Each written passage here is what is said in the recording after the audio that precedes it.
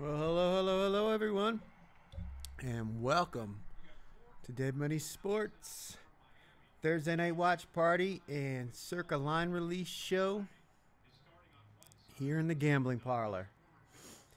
We already got some action in this Thursday night football game. The Miami Dolphins took the opening touchdown, 10 or 11 play drive.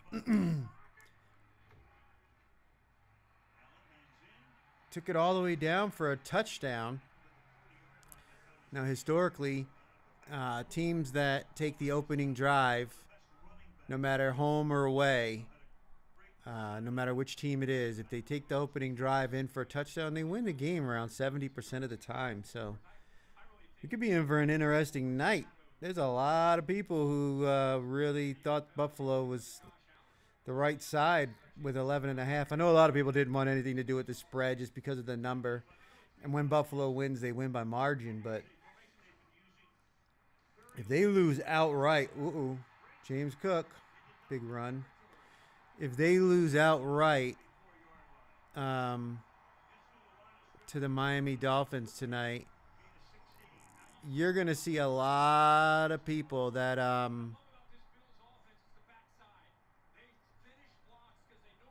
get eliminated from the Circa Survivor.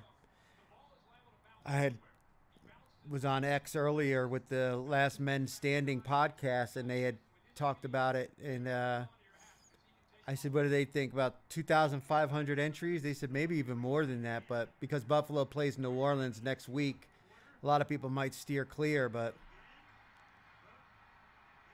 it's definitely going to eliminate probably like 1,000 at least. I would say maybe more. I thought 2,500, but thinking about the New Orleans game, it definitely changes things. But so how's everybody doing this evening? Anybody got any bets on this game? I don't have any action on the side or the total. I just have some same game parlays. Nothing major. I had no feelings on this game. I really hadn't given it much of a consideration with the line being 11.5. I certainly wasn't going to use it in the Circa Millions contest. As you know, we know Thursday night games got to be submitted at the same time, so not doing that.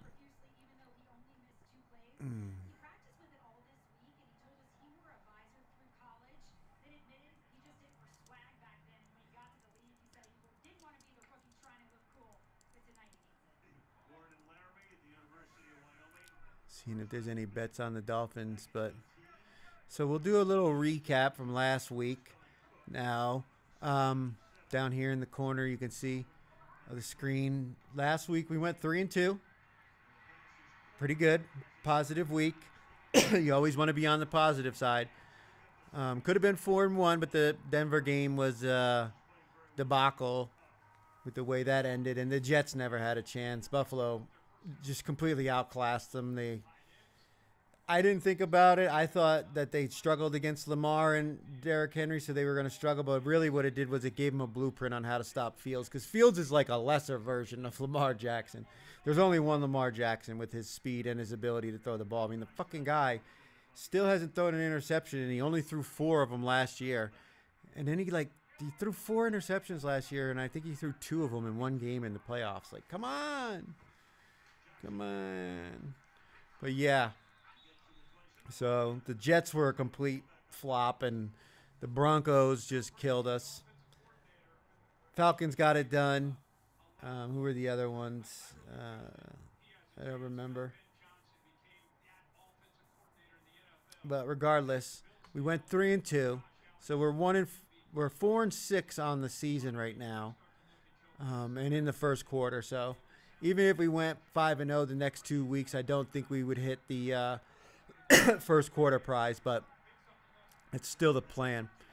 Now, in the contest overall, the standings after week 2, there's no more undefeated teams. Here we go. And we've got points in Buffalo. The Bills are back in town. Touchdown, Kincaid. Yeah, this is going to be a high-scoring game if they can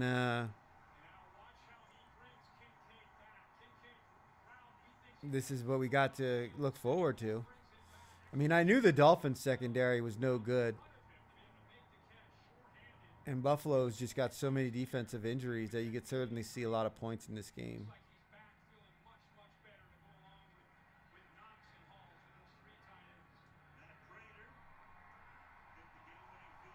All right. Raider makes it. Tie game. 7-7 first quarter. But the week 2 standings, there's no more undefeated teams. There's only 24 entries at 9-1. And we've got, we're down here. But, I mean, just look at where what the difference is if we would have got that one extra point and be at 5. We'd be right at around 1,000th position, 1,300. Which puts you right outside the top 1,000.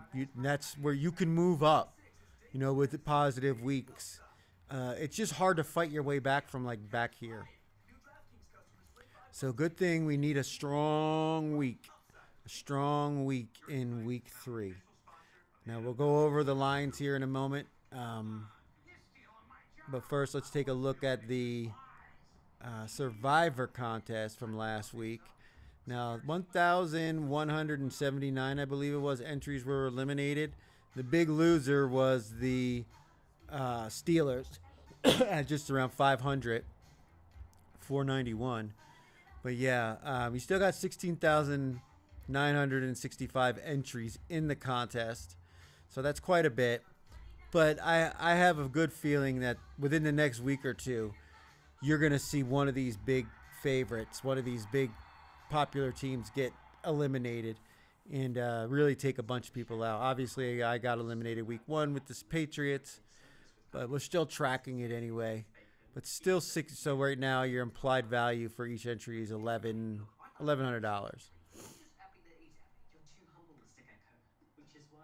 The Grandissimo, the $100,000 buy-in, had one. The Survivor contest had one entry knocked out last week by the Steelers. So week 2, this person is already down $100,000.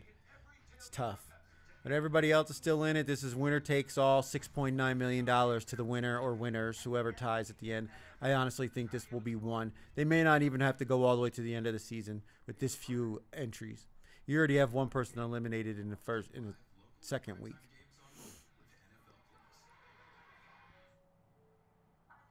Now here we go. Here are the lines for week 3 of the Circa Millions contest. And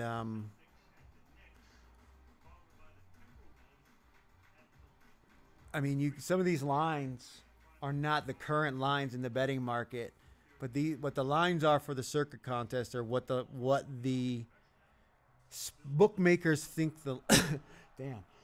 what the bookmakers think the line's going to be right before kickoff.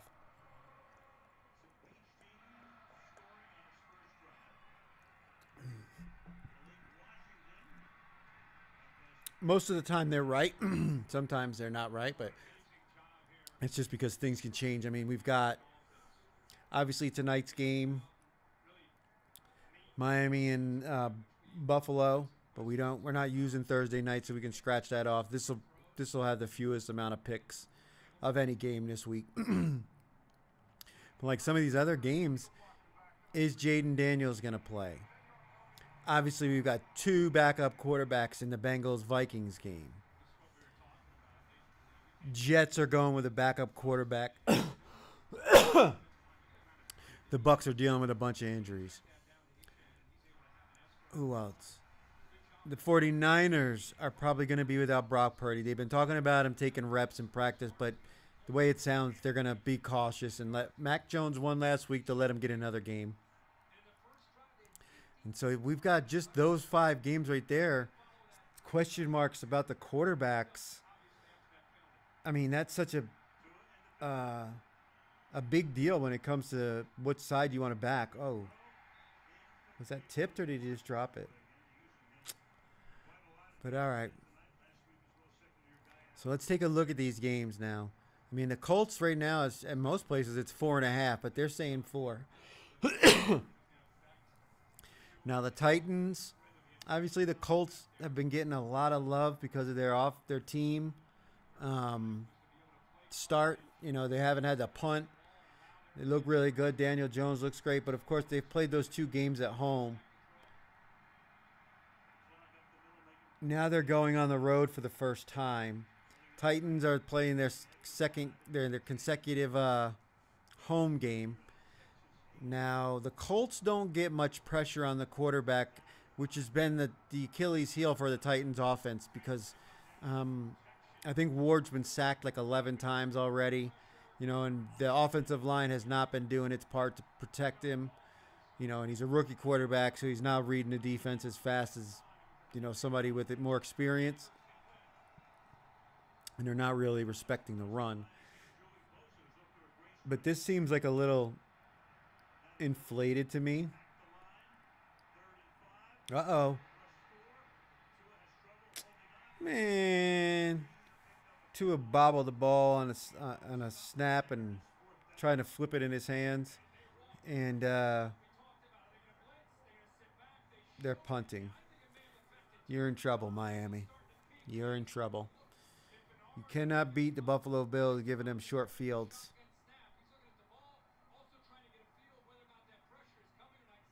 Yeah, he tried to re-grip it in his hands and dropped it. Damn. All right. 4th and 3, they're punting. Pretty good punt, though. Back to the 22-yard line. He takes off. Uh-oh. And he's up to the 32. 37. But I think the Colts are getting a little too much love here. It all depends on the Titans' defensive injuries. You got to watch that because they got some guys along the defensive line who are injured or are limited right now. And if they're not going to play, that makes a big difference because the Colts can run the ball, and the Titans haven't been very good against the run. But I just think this is an inflated line. If the Colts don't win that game last week against the Broncos on that penalty on the 60-yard field goal, you know, what is this line then? 2, maybe? And the Titans should be getting some guys back healthy on offense too, so we'll see. But I think the Titans are the right side here, +4. But I don't know if it'll make the card. Next up is the Falcons and the Panthers. This will not be making the card for the simple fact that I try to avoid using the Falcons unless I'm absolutely certain that they're going to win the game and cover the spread. And I have questions with the Falcons right now in their red zone offense because, yes, they beat the Minnesota Vikings, but they did it by kicking 5 field goals, and all of them were of distance. Like, they didn't even really get into the red zone against Minnesota's defense. So 5.5 just seems like a big number. The Panthers, they got some guys, man, on offense, and if they can protect their quarterback and run the ball with Hubbard, they could certainly go point for point, and they're at home. So I don't like this at all. So I'm staying off of it completely.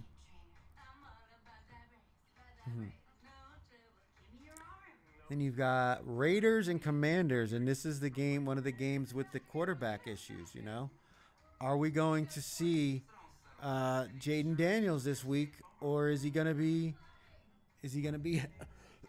are they going to be cautious with him, not want him to hurt his knee severely and miss more time? You know, they could miss one game. It's at home. It's against a different conference. They're not even a division team.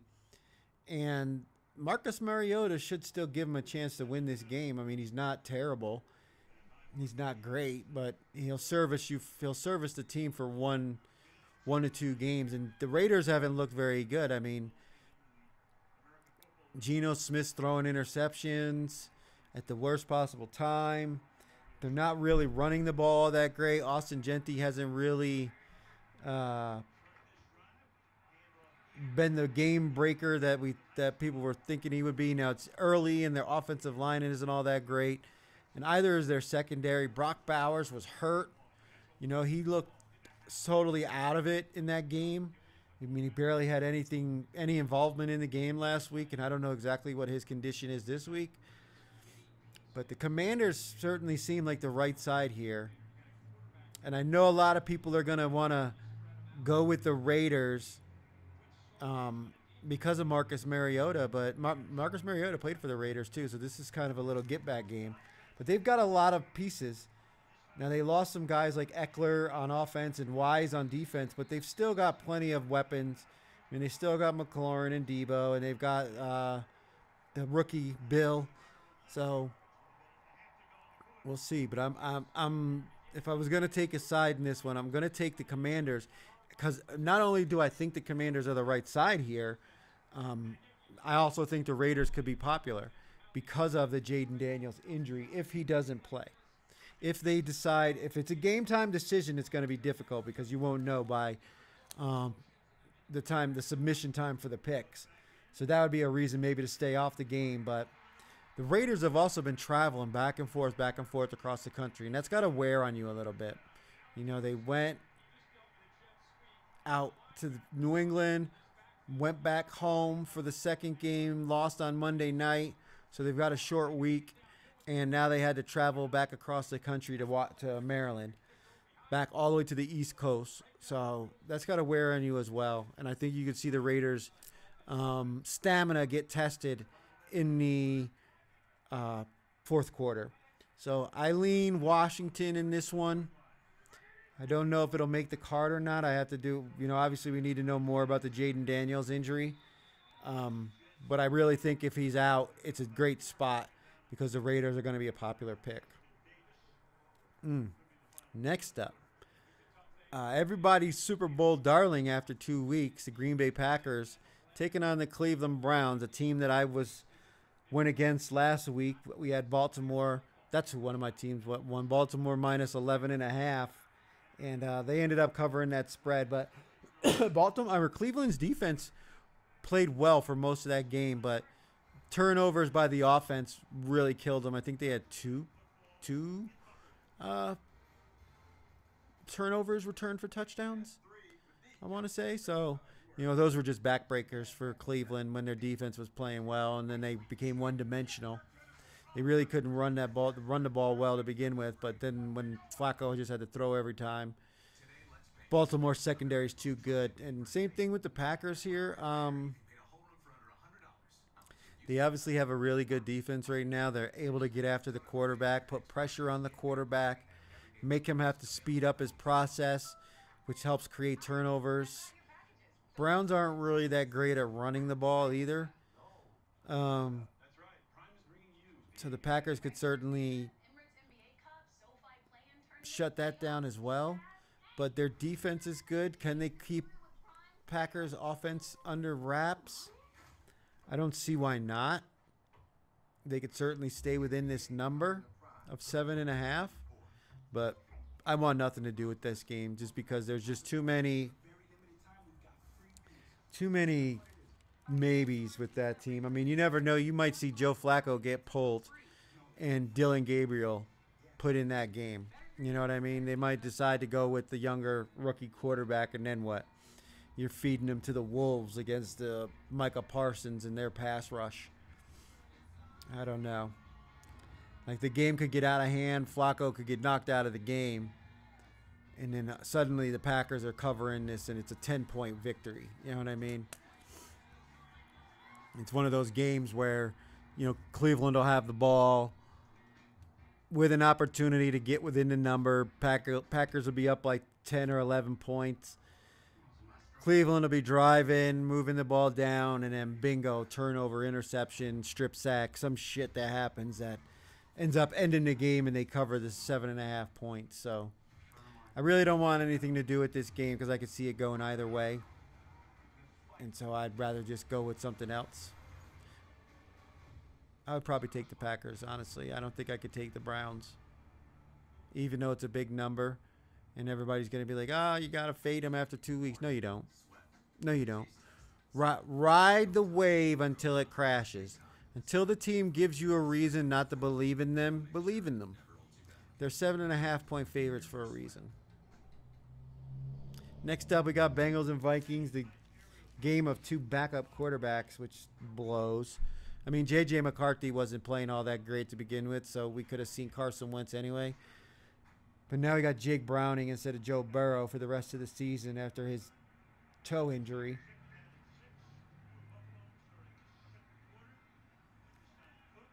Uh-oh. Come on. Miami's got to hold them down. If they keep giving up points, they're done. But I like Jake Browning and this Bengals, man. This could make the card. Vikings defense is good. Bengals defense was, I don't know, okay. They gave up a bunch of points and rushing yards to Jacksonville. But the Vikings are going to be without Aaron Jones, some of their offensive linemen. There are guys on defense that got hurt in that game. And then Carson Wentz. Yep. Cook with the first down. Buffalo's inside the 20-yard line now. This is touchdown time for Buffalo. But I just think Jake Browning, he's been in this offensive system for a while. He's practiced with these guys. He's played with these guys. You know, he's played multiple games for Cincinnati when Burrow was injured. You still have Jamar Chase and T. Higgins and Chase Brown. So, I mean, you've still got pieces. Their offensive line's not great, but that is what it is. And their defense isn't terrible. They still have Trey Hendrickson to get after Wentz. And Wentz is just so unpredictably reckless with the ball. Like, he's just bound to turn the ball over at some point. Oh, he dropped it in the end zone. Kincaid. It was in his hands, but he got knocked loose. So I'm considering the Bengals for this one. It is one of my games that I put on the short list. Still going over everything with the numbers and all that to see where we're at. But, yeah, the Bengals are on the short list. And it's 3, which means you could still end up getting half a point. And although it is early in the season, I'd rather take a half point than no point at all right now. Trying to catch up with those leaders at 9-1. Gotta hope that they struggle. And you're looking for games that are going to be unpopular, but that could win.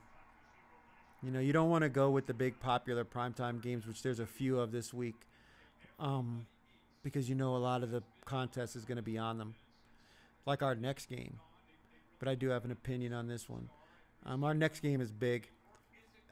Rematch of last year's NFC Championship game, the Los Angeles Rams taking on the Philadelphia Eagles in Philadelphia, and the Rams are getting 3.5. I really like the Rams in this one. I think they're a better team than that team that played them in the NFC Championship game, and I don't think the Philadelphia Eagles are a better team than the team that was playing in the NFC Championship game. The Rams got better on offense by adding Devontae Adams and some offensive linemen. The Eagles got worse by losing players to free agency in the offseason after winning the Super Bowl.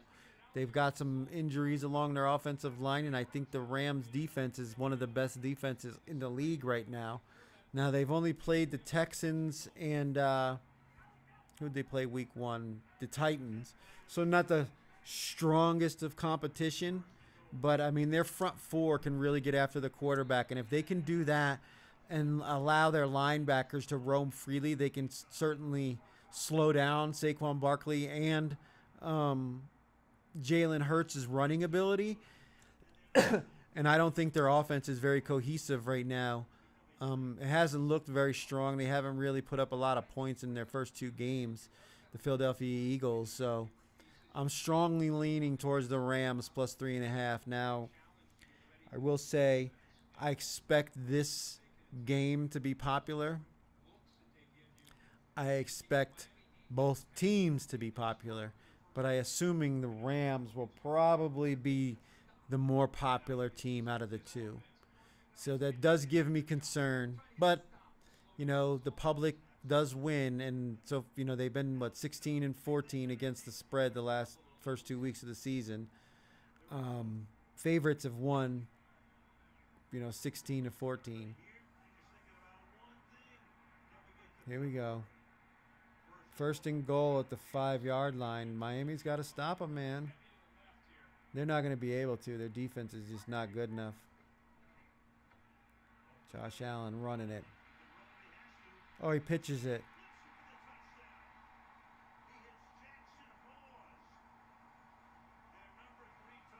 Jackson Hawes with a touchdown. You got him on your ATT anytime touchdown score?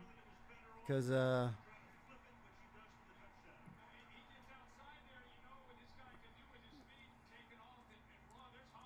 Allen was ready to run it, and yeah, what are you gonna do? That guy's drifting, and he's just in between them.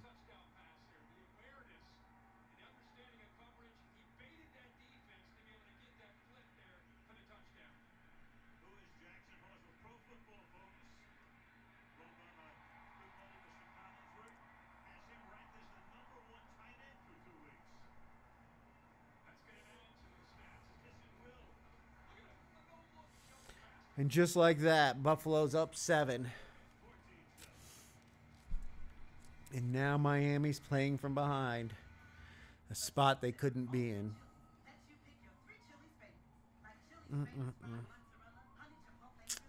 But yeah, Rams and Eagles, I expect this to be popular, so I don't.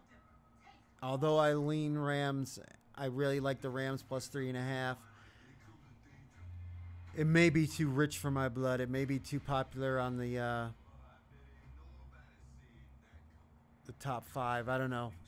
I'm still looking. We still got to watch the injury reports with a lot of these teams.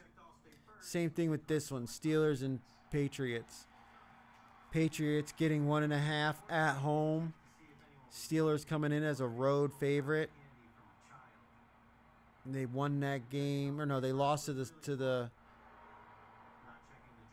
Seahawks last week. That was an ugly game. Their defense has not been playing well. Meanwhile, the Patriots lead the league in sacks. They're also committing a lot of penalties on offense, which is killing their offense. But they're correctable. They're like false starts and shit. So, I mean, if they just correct that stuff and they stop hurting themselves and making their down and distance longer, they can certainly win this game. The Steelers are dealing with injuries on defense right now. Their offense isn't all that great. And if the Patriots get back some of their guys, like Gonzalez, their cornerback, I believe they got Keon White back, who was sick. So they're getting guys back off the injury report. I like the Patriots here. At home dog, getting 1.5. I mean, they won that game against Miami last week. That was a back-and-forth game again, it was a sloppy game. It was in Miami, but now they're back home. Steelers' defense is not playing well. And the Patriots' offense can get after an immobile and banged-up Aaron Rodgers. They can certainly get pressure on him. And their linebackers are kind of, I think I heard they lead the league in missed tackles, though. So, still looking at all the numbers here and the injury report for this one. But I do lean Patriots plus the 1.5. It's at the bottom of my list of 5 games I'm possibly considering that I wrote down. It was the last one, which is always the one that you're the least confident in. So, we'll have the Circa release show on Saturday at 6 p.m. Here on YouTube, and we'll be giving out the 5 final picks. Hopefully, it'll be a 5-0 along with the parlay of our picks, which was tough, man. That was so. Well, I mean, we would have lost with the Jets anyway, but that Denver game was tough. But yeah, this weekend we've got the contest show on Saturday, and we've got Illinois versus Indiana. Number 9 versus number 19. Number 9 Illinois is on the road in Indiana, Bloomington, taking on number 19 Indiana. So we'll be watching that game. And there's another game I gotta look at real quick that is on at the same time as that one. That's the two ranked teams that will be on starting at 4:30. We go live at 6 o'clock, around 6 o'clock when the lines are released by Circa or close to it. But well, we've got Florida, Miami. I don't know how good of a game that's going to be. Miami's number 4 though, so we'll see if we get any fight from the Gators. And you've got Washington State. So you've got I think that's the Apple Cup going on this Saturday at 4:30.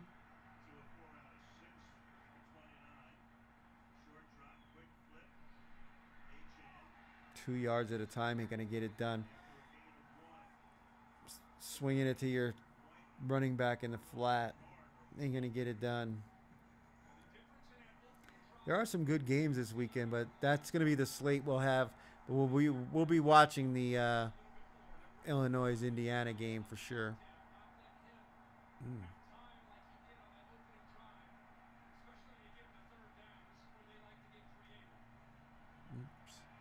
Hit the wrong button.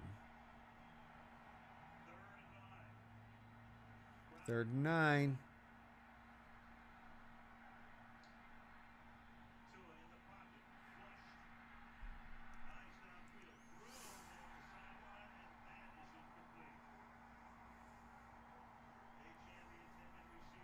Here they go. Here comes your covering your 11.5. And you know there's going to be more people on Miami plus 11.5 because people hate laying double digits. I mean, we saw that with last week's picks, with the Baltimore game that we were on. There wasn't even 1,000 entries on either side.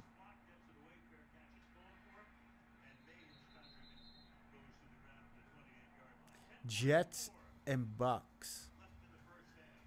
Another game with a quarterback out, with Justin Fields dealing with a concussion, although that's probably a good thing for the Jets right now. They're going to have Tyrod Taylor as their quarterback, and Tyrod Taylor he's good at managing the game. Like, he doesn't turn the ball over. I heard earlier today he's actually one of the top quarterbacks in NFL history at turnovers, that he does not turn the ball over because he doesn't put the ball in harm's way. He'll take off and run when he knows he should, and he'll take sacks instead of throwing the ball in tight windows. But he's not a bad quarterback. And then you got the Bucks, who are dealing with a litany of injuries. Their 3 offensive linemen are now out. It looks like Agabuke hasn't been practicing. Their rookie wide receiver. They lost some guys on defense last week. Chancey, their defensive lineman. It's like a mash unit right now. And I know Todd Bowles likes to stop the run, which is what the Jets want to do.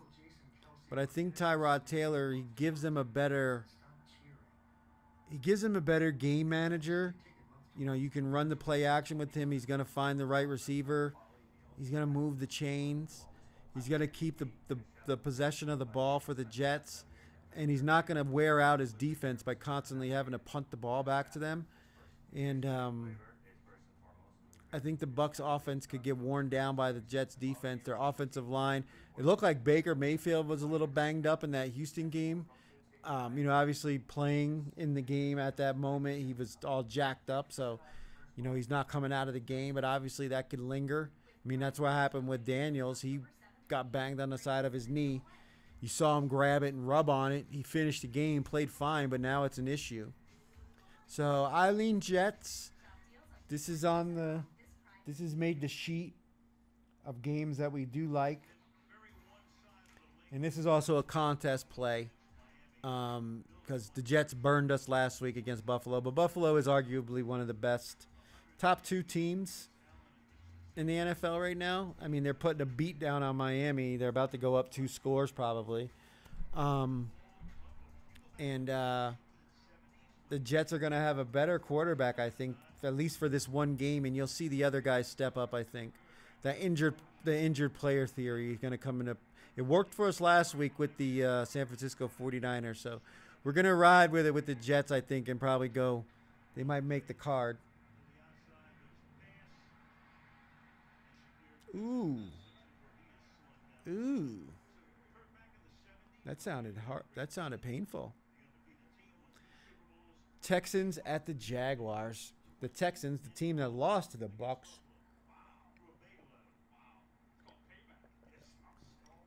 playing their division rivals down in Duval. Going down to Jacksonville, who lost to the Bengals and Jake Browning after 3 interceptions.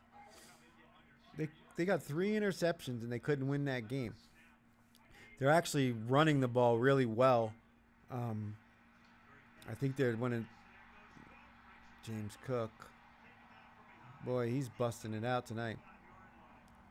The Jaguars are one of the best running teams, or at least average-wise, in the NFL right now. Liam Cohen's got that offense humming, man, if their defense could just keep up. Now, the Texans' defense is really good.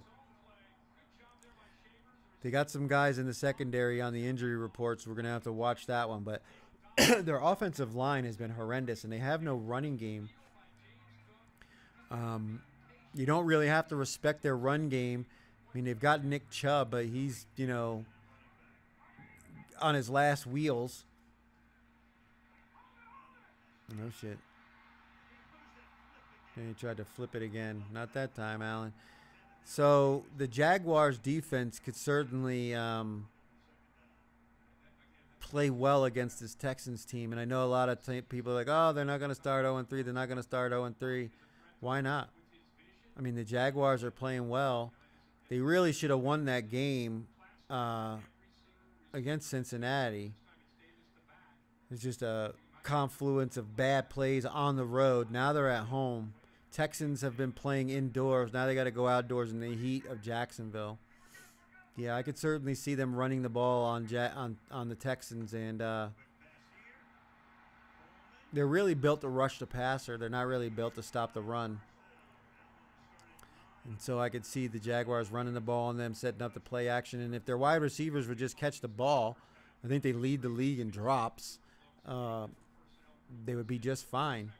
So I was leaning Houston originally, but I've kind of talked myself into Jacksonville. And that's the other thing, is people are going to be upset about the Jags losing last week and blowing their, spread or whatever that they lost, their bet, their money line bet, whatever it was. And they're going to also be saying, oh, the Jags can't lose 0-2 on the road, blah, blah, blah. So what? That's all right. Trends are trends, but they, they're usually like 60%, which means that 40% of the time they lose. And this could be one of those 40%. So, yeah, I've talked myself out of the Houston. Let me make a note of this.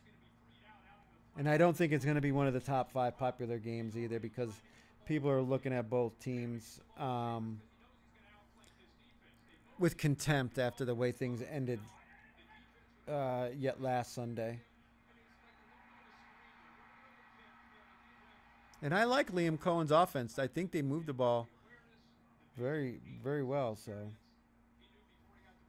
they could certainly score on this defense. And if they can set it up where they can rush the passer, yeah. I just talked myself off the ledge.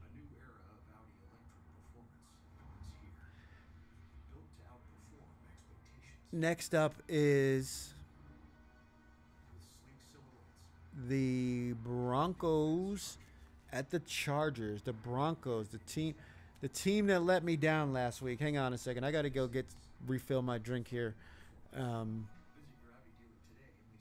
before I start on this one.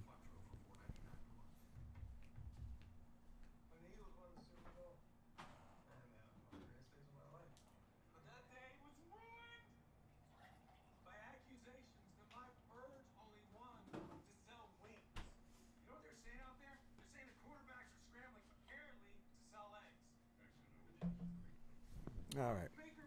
We're back. We are back. There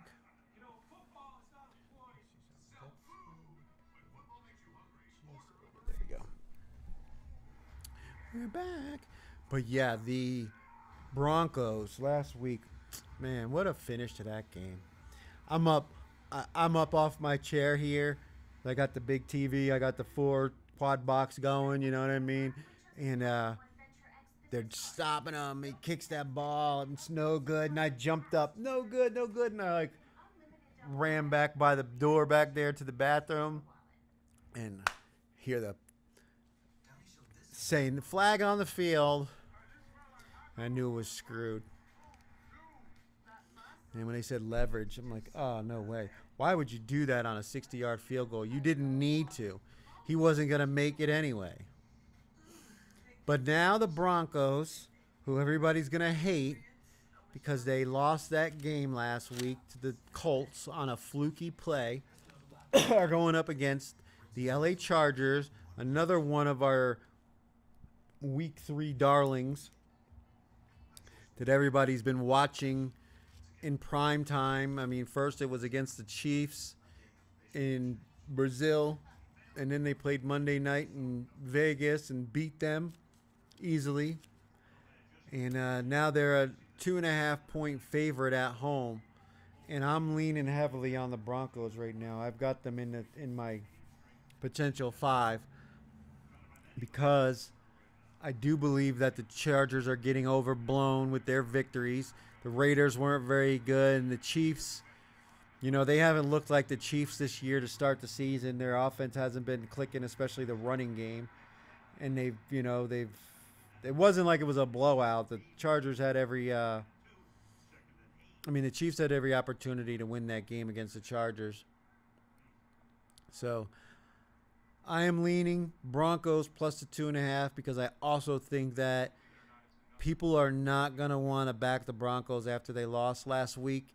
And having seen the Chargers on Monday Night Football, everybody's going to be, they're at home. It's 2.5. You're laying less than a field goal. It's like a contest play. You got to go against a team that lost last week that nobody's going to want to put their money on this week because that's the right side, especially a Broncos team that's defense has not played up to its pedigree.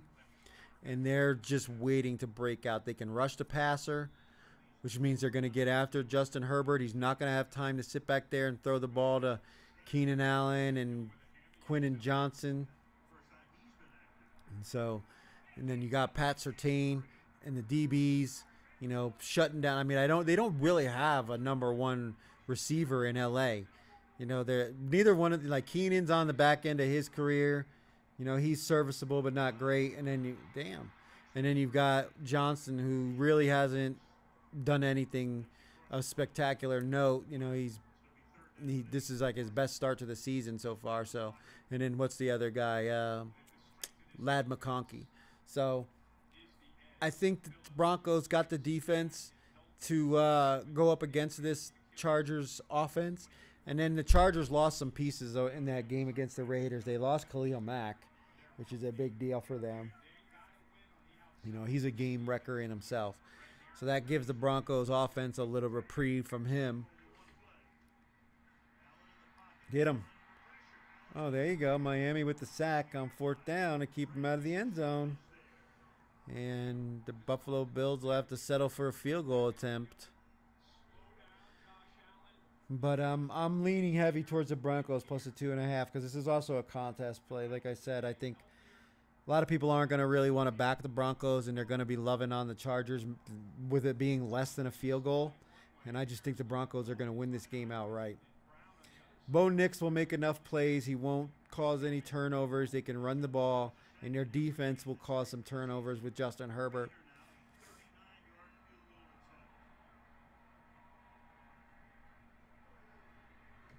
Oh, he missed it. He missed it. We got us a game, folks. And the guy who was such a big important part in week 1 can't kick a regular short field goal. What is it with these field goal kickers this year? Next up, Saints at Seahawks. I originally was going to go with the Saints. It was 7.5, and then when these lines came out, they got it at 7 flat. And I'm just thinking about it to myself, like this game could really end on 7 or 8. And the Saints, they haven't played great. Their quarterback is obviously just a placeholder until they can get somebody who's actually going to be the franchise guy. Their defense is not getting pressure on the quarterback. You know, they're not. They've got, Kamara, but they've only got a few pieces. Their receiving core is pretty weak. You know, when you get behind Olave, there's not really a whole lot there. Juwan Johnson at tight end. I mean, they can move the ball. That's what I worry about is they could backdoor this. The Seahawks offense hasn't been great, but Darnold struggles against good pass rushes, which the Saints don't have. So he could have a good game, and he's going to be at home where the crowd will be on his side, where he was in Pittsburgh last week when they lost that game. And so this is a tough one. So I decided to leave it alone. I would go with the Saints plus the 7. But I don't think I'm going to want anything to do with this game. I started off with, like I said, if it was 7.5, I probably would have taken the Saints. And it's a lot of points. But, again, this is another one of those situations like the Browns where Seattle could be up by 10 points. And the Saints have an opportunity to backdoor it. And if they can get the ball down to the end zone or even kick a field goal, they could get down into this number. So I don't think I'm going to have anything to do with this game, at least on the Circa card of 5. Here we go, Miami. 3rd and 1. You got to convert this, man. Your defense just stopped them from scoring. There's no way you can just give them back the ball. There you go. Give it to your big, strong, young back. He can get a yard. Cowboys and Bears. Cowboys played that exciting game against the Giants, man. There was like 3,500 entries in the Circa Survivor that were on the Cowboys last week. If Aubrey doesn't kick that field goal at the end of regulation to tie the game and send it to overtime, there would have been a whole lot of people knocked out of that Survivor contest. But they won the game. It was an ugly game against a bad Giants team, and they gave up a lot of yards to Russell Wilson and Malik Neighbors in their passing game, Wan'Dale Robinson. And now they're going out to Chicago, who got blown out by Detroit Lions. It was an ugly game. Their Bears defense has got a bunch of injuries, and they're still not certain if they're even going to play this week. So I originally was going to go with the Bears with this one, but then I thought to myself, like, why? They haven't really shown anything to deserve it. The Cowboys at least have won. Ooh, man, they keep running that throw out to the receiver or to the running back, and he just got blasted for like a 6-yard loss. Damn. 3rd down and long now. Man, they're squandering this defensive stand by the by the Dolphins. They don't get a first down here. This is terrible. I mean, that's some shit play calling there.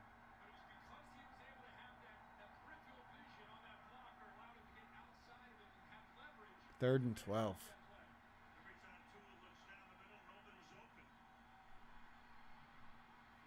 Throw it, lefty. Oh, he got it to Tua or to Tyreek Hill.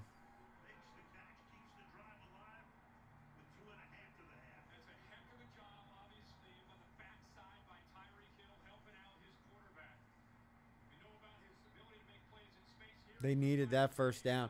If nothing else, they couldn't let Buffalo score before halftime because Buffalo gets the ball to come out in the second half. And if they would have given back the ball with 2 minutes, Josh Allen's going to take them down there. They're going to score. Then they're going to come out in the 3rd quarter and score again and do the double dip. But so this game right here, man, I originally was like, the Bears are the play here. But if their defense is still missing all their guys, the Cowboys actually just went out and added a piece to their defense with Jadeveon Clowney. Um, I would take the Cowboys. I think their offense is better. Dak Prescott's playing really well right now. I mean, he's got CeeDee Lamb and George Pickens. So they've got a 1-2 punch right now, and it's enough to keep the defense honest. It's allowing them to run the ball enough to keep the defense honest. So, and a lot of people are calling Bears. This has got to be the Bears. Got to be the Bears. Got to be the Bears. No, stop. When all the chatter is about one team, it's usually the other team is the right side. So, yeah, I crossed Chicago off my list. The injuries really concern me, and Caleb Williams has not shown me that he deserves to be for me to back him. I had him in Monday night the first week, and they let me down, and I haven't seen anything to change my mind since then. Next up, in the late window, we got 4 games in the late window. This is the last one. Is the Arizona Cardinals taking on the San Francisco 49ers in California, in San Francisco or Santa Clara? 49ers got the job done for us last week. They were one of our winners. But boy, that was a sweat. It came right down to the end. If they didn't get that field goal in the end to make it a 5-point game, we're staring at a loss by a point, because it was 3 or 3.5, but regardless, I think it was 3. So, it would have been a loss by a point. Now we've got the Cardinals coming to town. Cardinals have played 2 weak teams. They've played the Saints and they've played the Panthers. So I think their defensive numbers are fugazi. I don't think their defense is playing nearly as well as their numbers show. And then last week against the Panthers, they lost 3 of their starting cornerbacks to injury. They also lost some of their defensive linemen. So they are in hell right now on the defensive side of the ball, especially in their secondary. 49ers obviously also dealing with injuries. Mac Jones is most likely gonna start this game, because the way Purdy's talking, they're probably gonna rest him another week.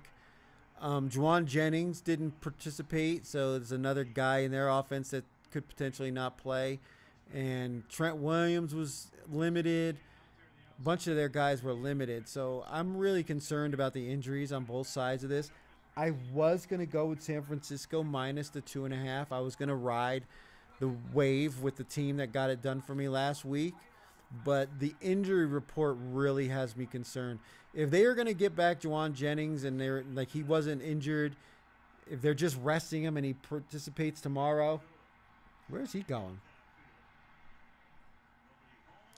And why is he's running out of the pocket when there's nobody around him?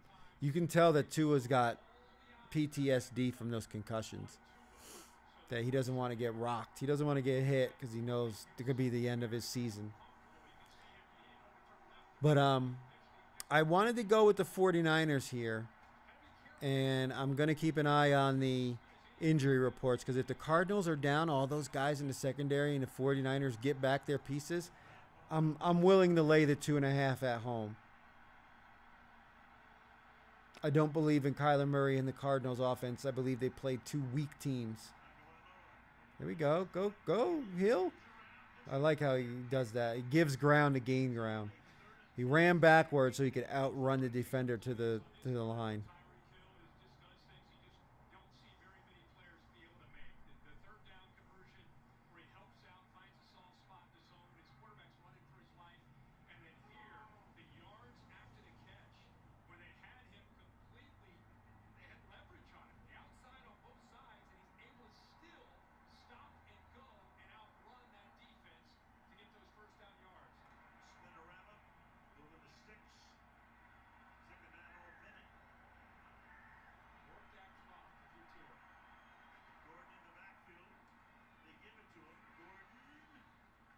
Boy, if they go into halftime tied 14-all, be some nervous people out there. So, 49ers, I believe, is the right side here. I have it on the short list, but I have another team that I might replace them with, depending on what the injury news is for both teams. So keeping an eye on that. Again, picks don't have to be submitted till Saturday during the NFL contest show, week 3, on YouTube, starting at 6 p.m. on Saturday, while we'll be also watching the remainder of the number 9 Illinois Fighting Illini taking on number 19 Indiana Hoosiers in Bloomington. It's the big game of the week. And NCAA, 2 ranked teams, Big Ten. Join us on YouTube for that release. But by then we'll know who's playing and who's not playing for the Cardinals and the 49ers and have a better idea of our plays. Chiefs and Giants, Sunday Night Football. Who would have thought both teams would be 0-2 coming into this game? Another throw to this Achan. They aren't kidding about this dude leading the league in receptions by a running back. He catches the ball. He just lost yards, but he caught the ball. That's points in fantasy.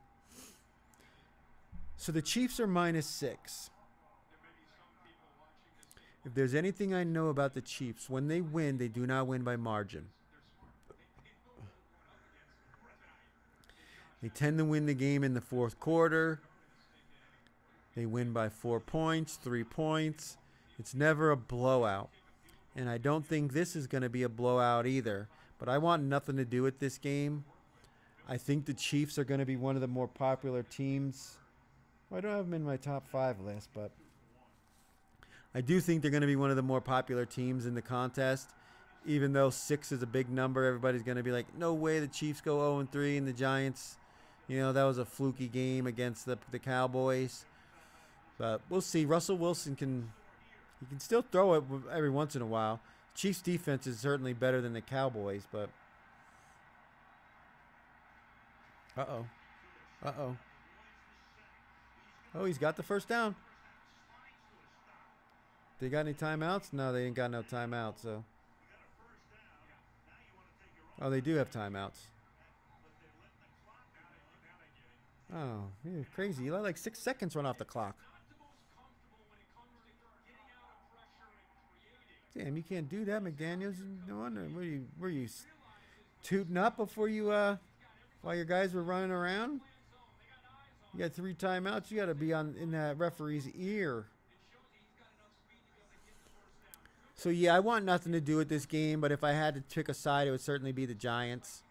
I would take the Giants plus the 6 and expect a backdoor cover. Chiefs win by 4, 3, something around that.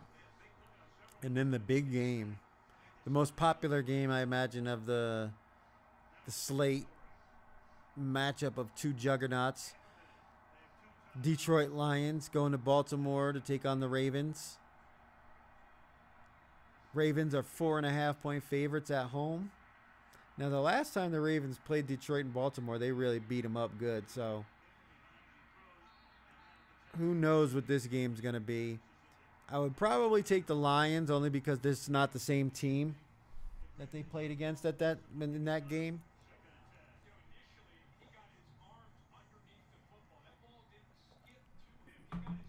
But, boy, I don't want to get in front of Baltimore right now. That week 1 loss to Buffalo lit a real fire under them. And now you've got Lamar Jackson and their team motivated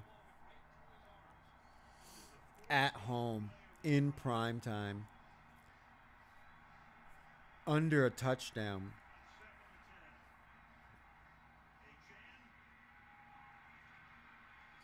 They could very easily win this game by 7 points, 6 points, 7 points. So I would have to take Baltimore minus the 4.5 here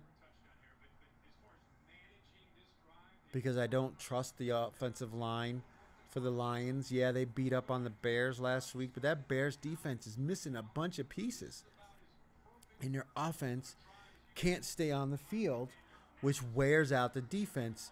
So all those speedsters that the Lions have, and their little slant routes and all their crossing routes and shit that they run, and their motion and everything that gets everybody out of position, it might not work against the Ravens the way it worked against the Bears.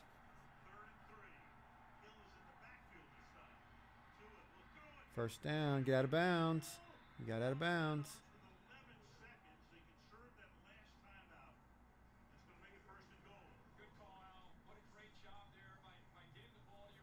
So I would have to take Baltimore in this one. I don't think I'm stepping in front of this one either way. This is Monday Night Football. And if I can just sit back and watch it and enjoy it as a fan, I probably will. Just because there are better spots, more favorable spots to find a winner than trying to pick between two great teams.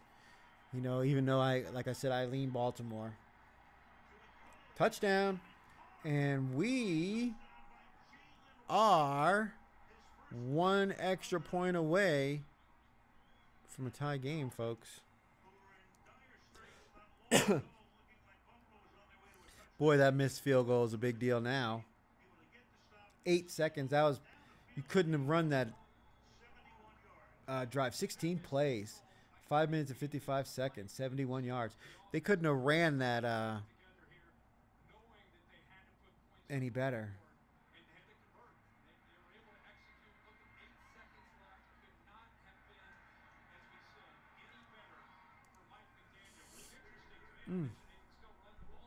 Tie game going into the second quarter. Wow. But so there we have it. That is the Circa point spreads for week 3. Games that I liked so far were the Commanders, Bengals, Rams, Patriots, Jets, Jaguars, Broncos, Cowboys, Niners. Those are the games that I've got on the short list, because obviously this one's off the list. This one's off the list. I don't like that one. I don't like that one. And I'm not going to mess with the 2 primetime games because I think, one, they're going to be popular. I think the Lions and the Ravens are both going to be popular. And I think the Chiefs are going to be popular, and the Giants are the side that I just can't get behind them right now.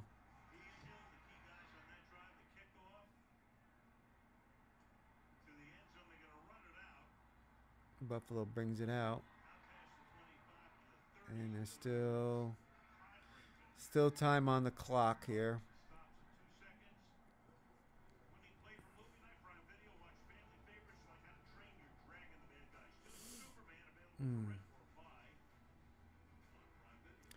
So we are going to, I'm sure they're going to kneel it. So we're going to take a break here, and then we'll be back for the second half. And let's see if the Miami Dolphins can pull off the upset.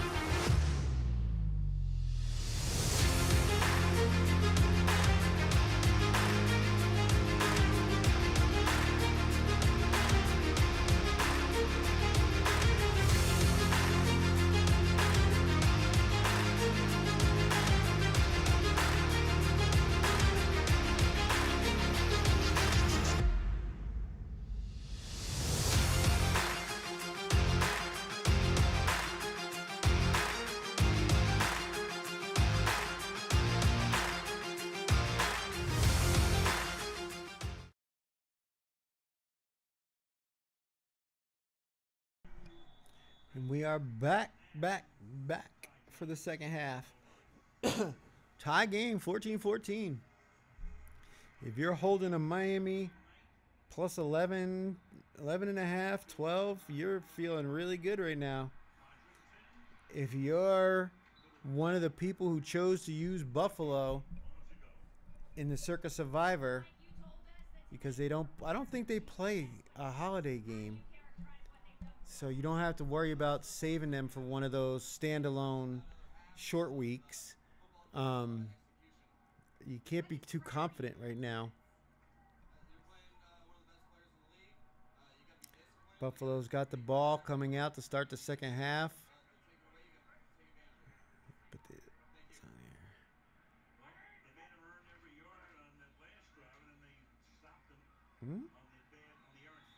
Way to start. Uh-oh. Don't get a personal foul penalty just to start. You just had a good start to the series with basically a no game by James Cook.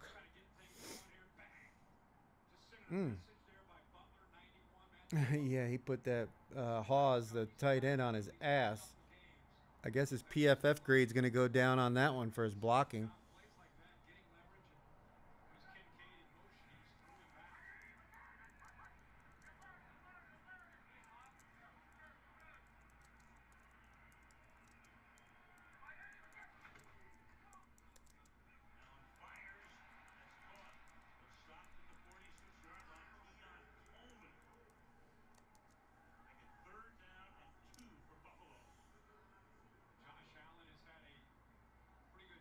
I'd love to hear from somebody that actually has Buffalo in the Survivor for right now and where their head's at.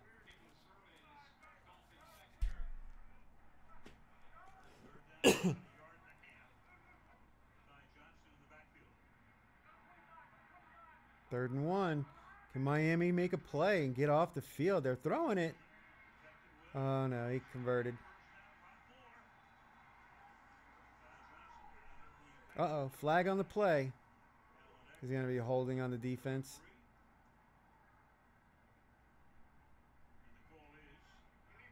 Illegal contact.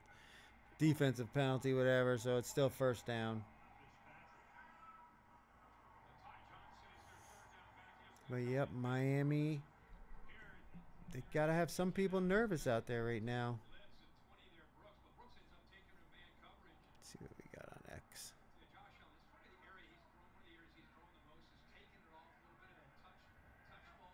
Uh-oh. Dangerous.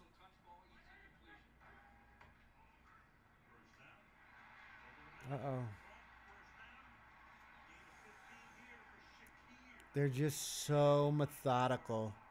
This Buffalo offense just...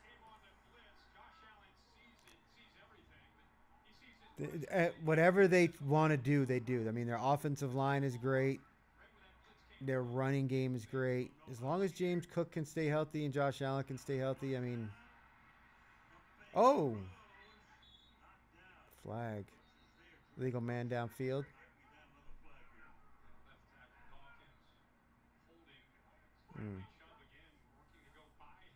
Oh, holding on Buffalo.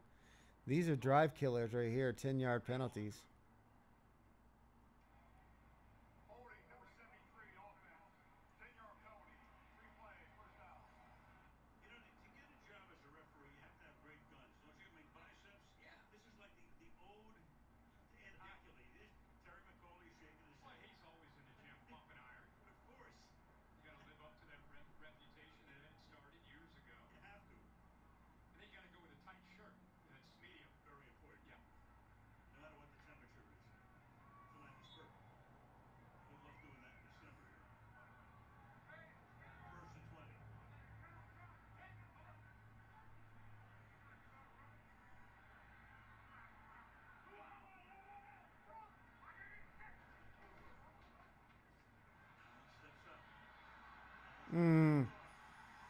Josh Allen scrambling and basically got... Whoa.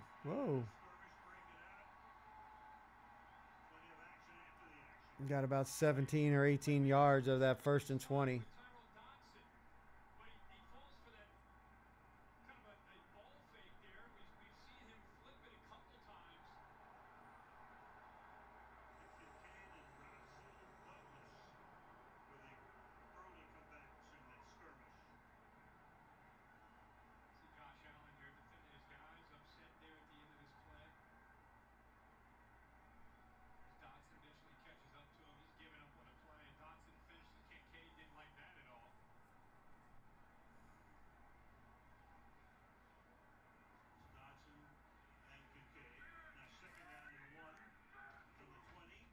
Oh, nice catch.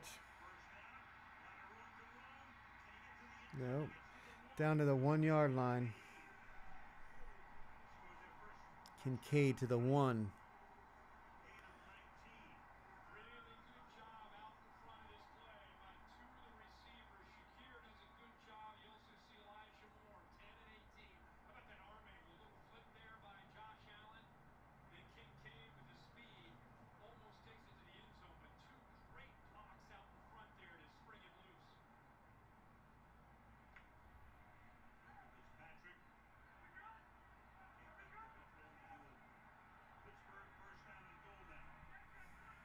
Josh Allen's going to just run it.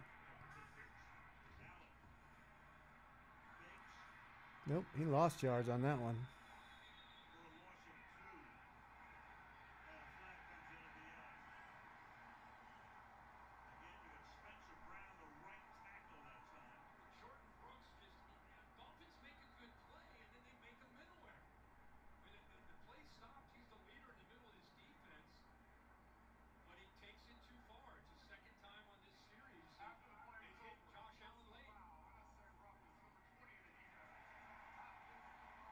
Can't do that.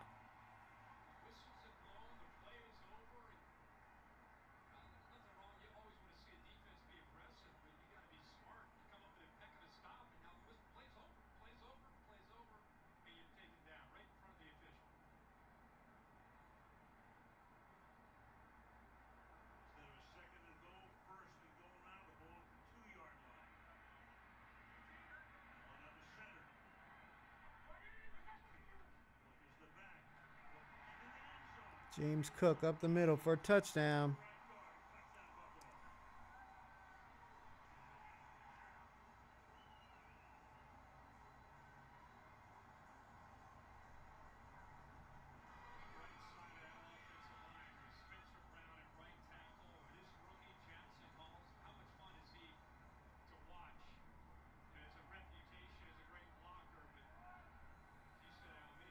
Is he going to make it this time?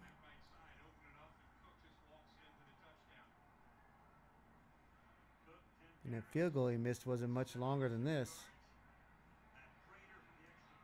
Yeah, he makes it.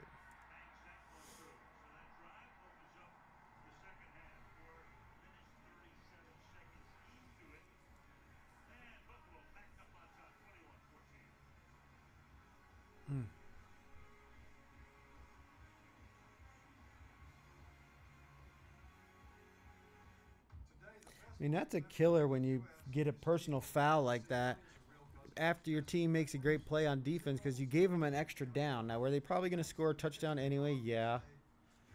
Well, you gave them back, the 2 yards, which wasn't shit, really. But gave them back the 2 yards and gave them back a first down, a whole set of downs. So, stupid play by Miami. The kind of play you can't make when you're playing a much better team.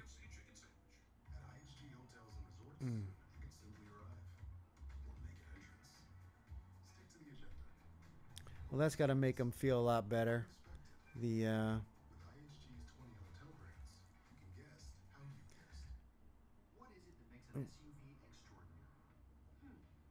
That's got to make them feel a lot better. Anyone who's got them in Survivor, they made that look methodical. That's the word I have to use.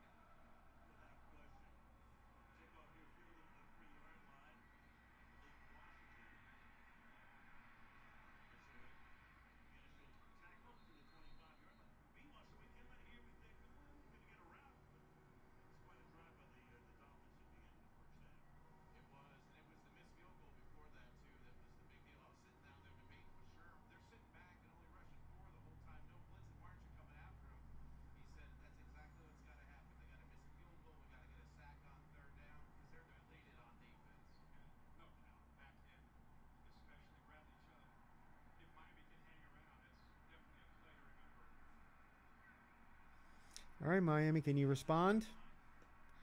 Do they have anything? Or are they going to wilt and die and end up losing by more than 12 points?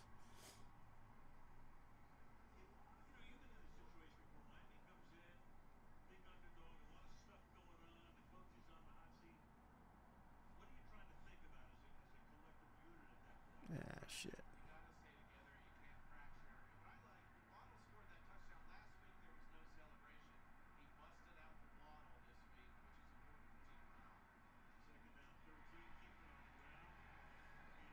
Already in a third and long situation.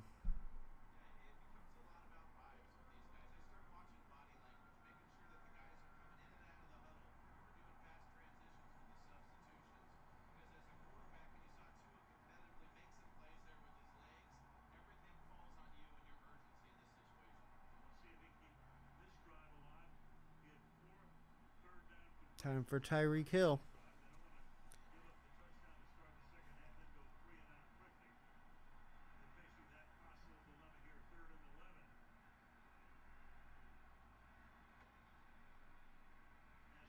Going deep. He went for Hill, but he missed it.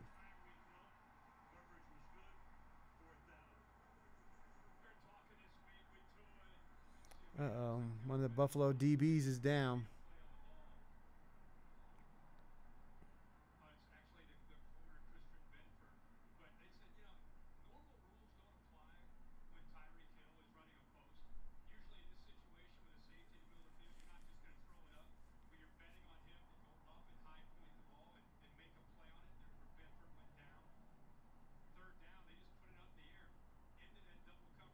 Mm.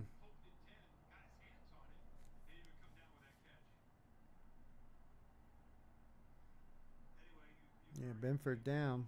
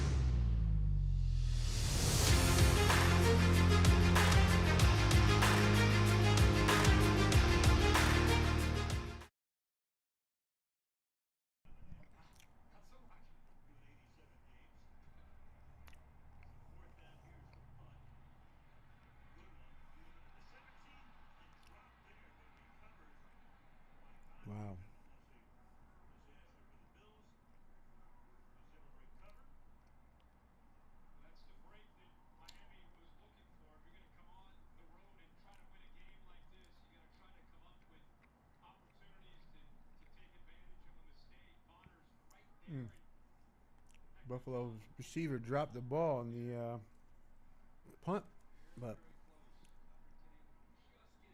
was able to get it back. That'd have been huge for Miami. They need something to break their way.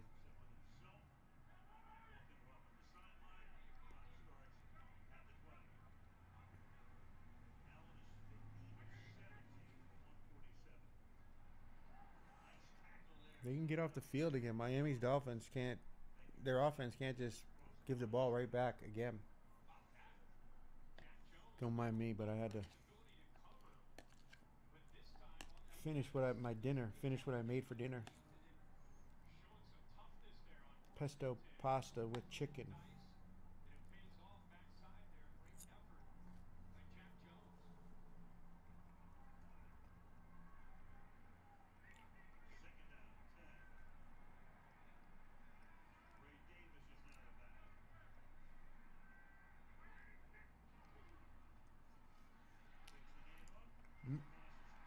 All right. No real gain on that one, so it's 3rd and 8, 3rd and 9.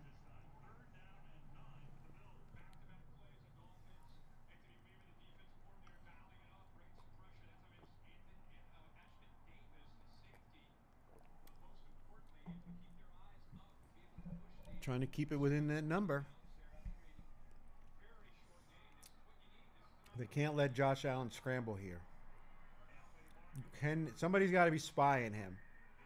You cannot let that dude run with the ball, because he will rip your heart out. Oh, God. All right. All right. Nope, he didn't get it. 4th down.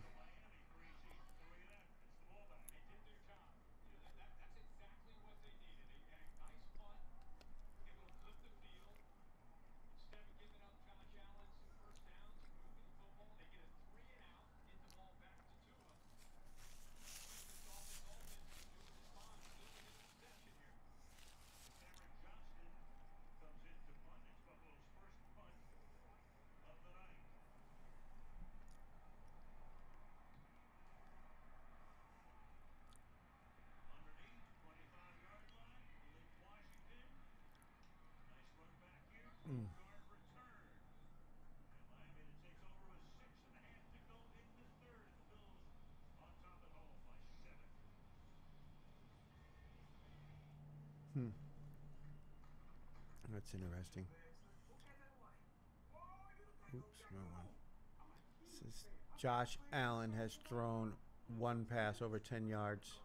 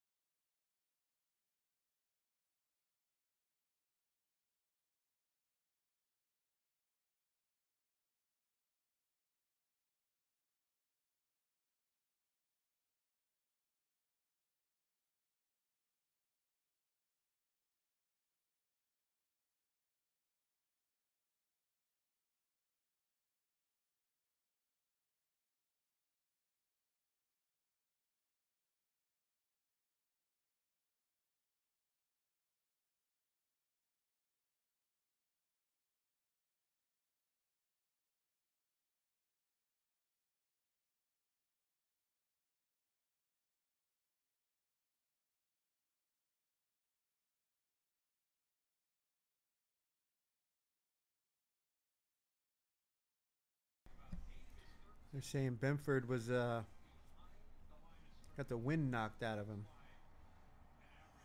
That'd be a big loss for them. This Miami receiving core.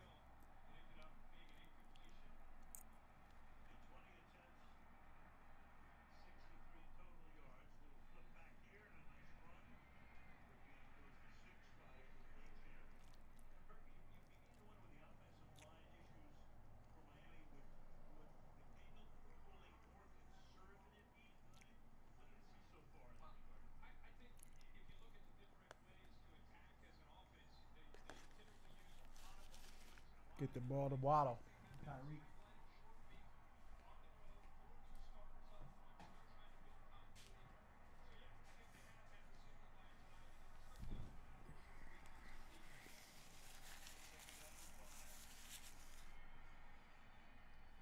Mm. Mm. Hill fell down.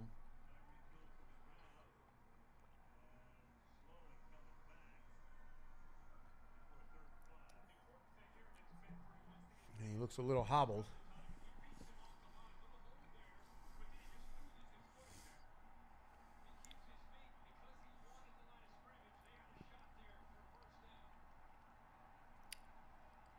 Third and 5.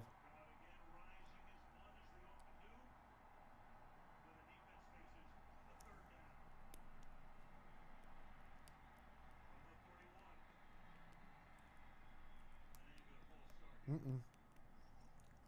False start. Timeout Buffalo.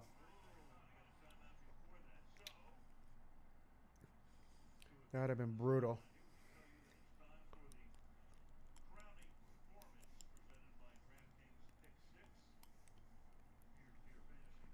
Going from 3rd and 5 to 3rd and 10.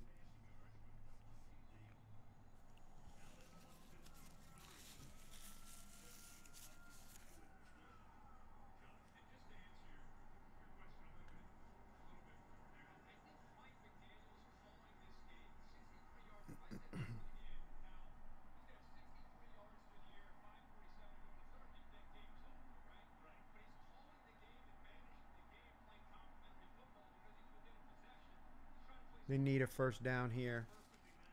They can't give the ball back to them. Their defense is playing the best they've played all year.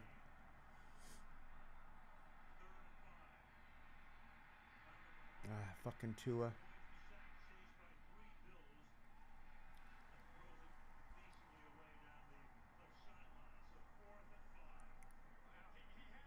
Pressure got up the middle, and his eyes went down to the rush instead of looking downfield.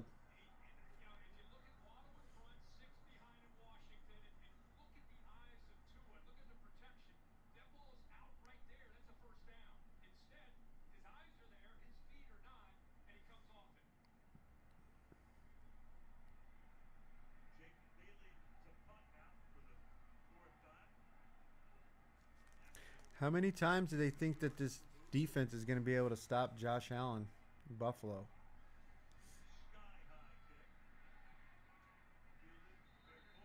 Hmm.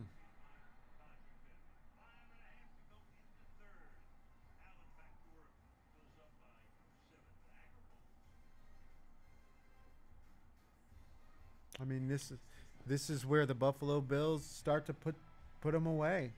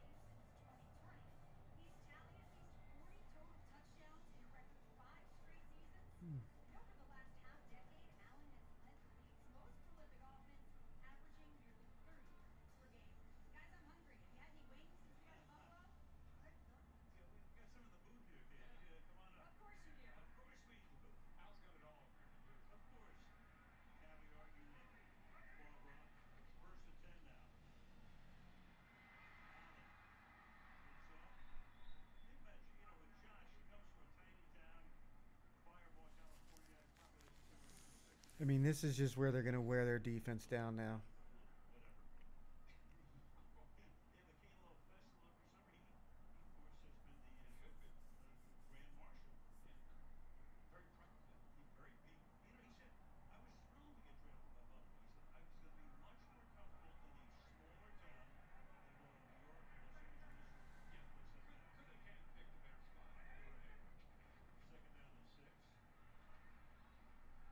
All right.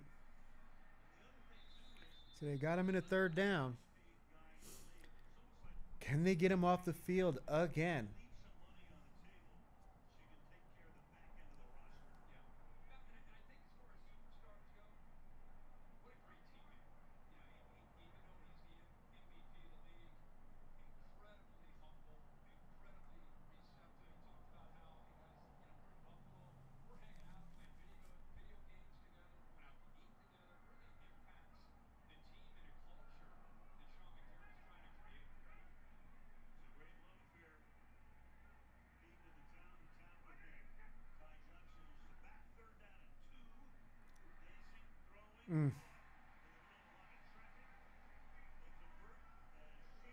First down, Buffalo.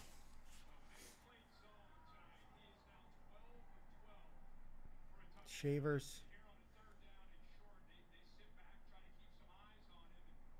Yep, he just right in that zone in between three Miami Dolphins.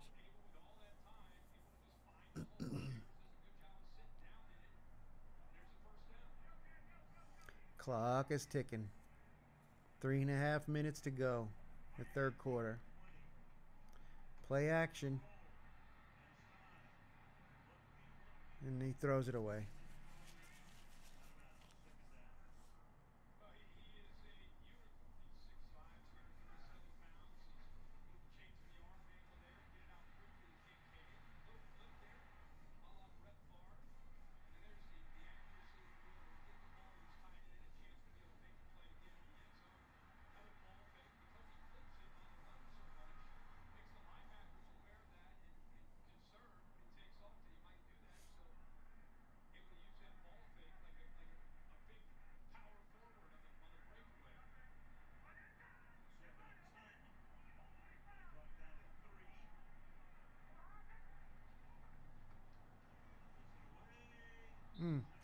Incomplete. 3rd and 10. Is that Keon Coleman? Couldn't get to it. It wasn't a very good pass. It was kind of outside of his reach. I hit him in the hands. He should have caught it.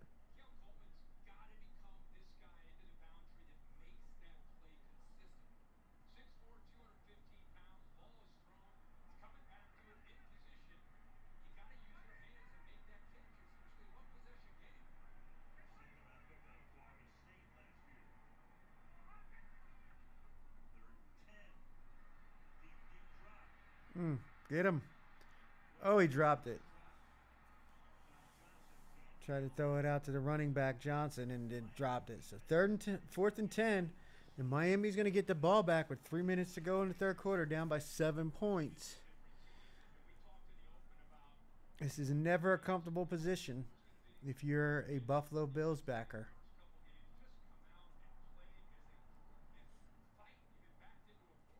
Boy, a big return by Washington here would be huge.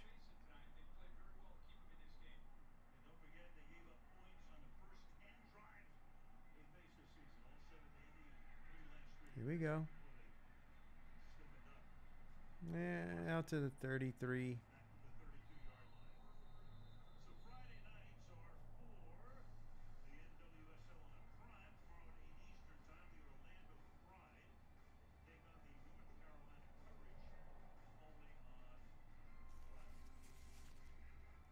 Anybody getting nervous yet? Anybody holding the Buffalo ticket?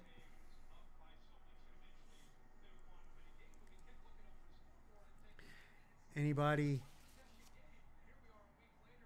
got him in a survivor? Did anybody use Buffalo this week? This is an anxious position to be in. 1-score lead.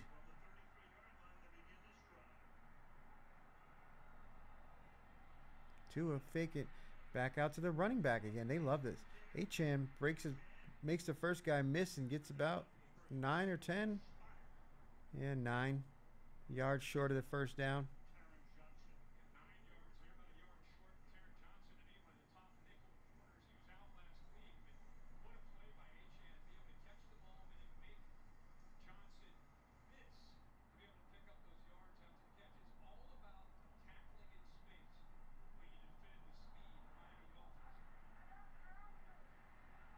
It's shot time here. 2nd and 1. You need to take a shot. Get it to Tyreek. Oh, they're bringing the heat. They give it to Gordon. Oh, he's busting tackles, and he's in Buffalo territory. The rookie's hard to tackle. This Ollie Gordon. I think he played at like Oklahoma State or some shit like that. I don't know. I'm trying to think, or maybe Oregon State. Like, I'm trying to remember where I heard of his name.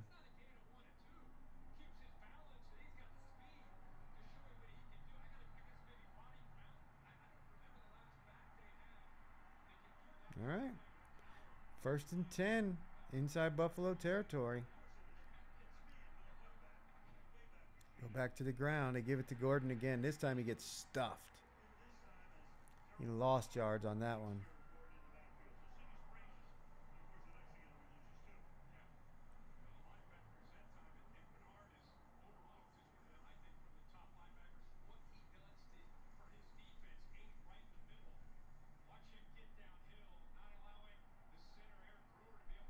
Mm.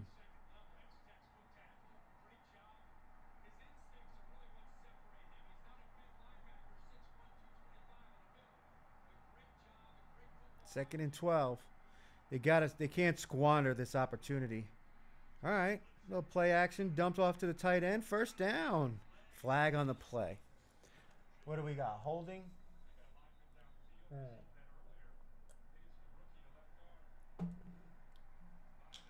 Man downfield. Damn. Come on, Miami. And they lost that. That was a big play.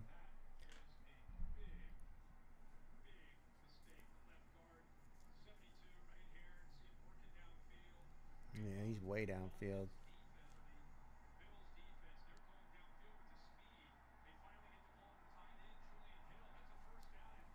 Now it's 2nd and 17.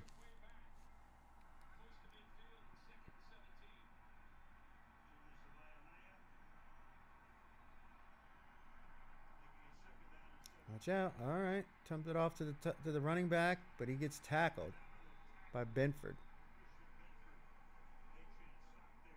So he's back. I guess he did just get the wind knocked out of him. 3rd and 14, but it looks like we're heading to the 4th quarter.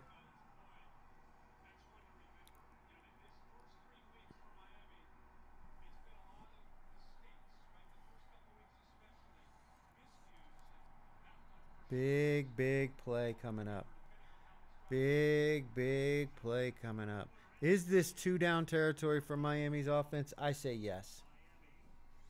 They are in no man's land at 0-2.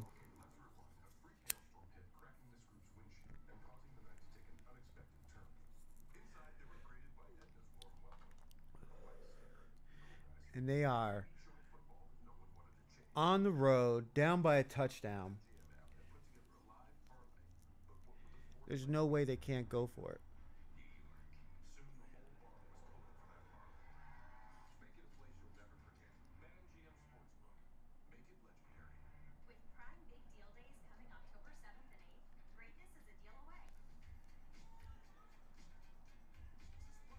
Got to get ready for the 4th quarter. I think there's going to be some. This is going to be one of those crazy endings. Something strange is going to happen. Like Miami's going to score. Buffalo's going to score. Miami's going to score with an opportunity to tie the game, and fucking something's going to happen.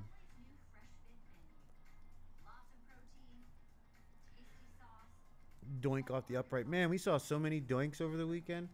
2 doinks in one game. Killer. No, I'd love to find out like the accuracy of field goal kickers since they moved the field goal, the extra point back. I think that may have been one of the most important changes to football we've had in like the last 20 years. Moving that extra point back.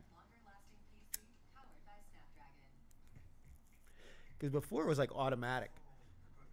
Like there was no way they were going to miss it. And now, I mean, fucking guys are missing them all the time, especially hitting them off the uprights when they get real close to the upright there.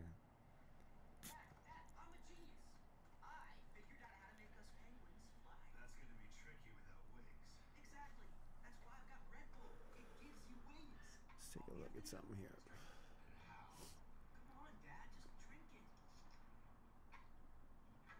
So James Cook has 88 yards combined, and I need him to hit basically 100.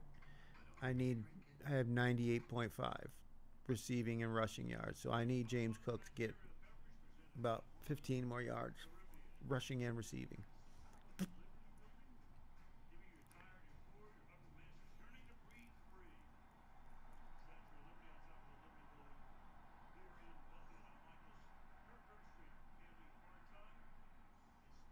Oh, a little razzle dazzle. Okay, they've got it. I don't know. Do you kick the field goal? Nope, he's going for it. Good for you, McDaniel.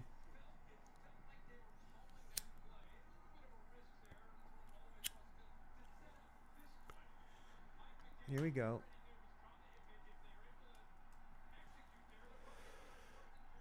You got to take advantage of the field position. 4th and 4 after that razzle-dazzle lateral play. The Travis Kelce throwback.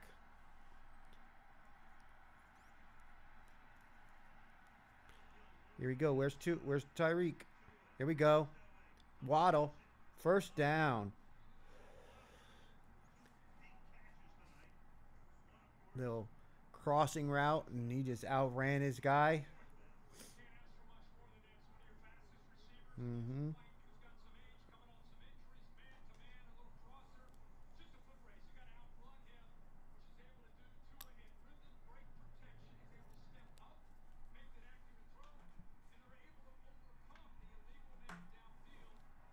Wow.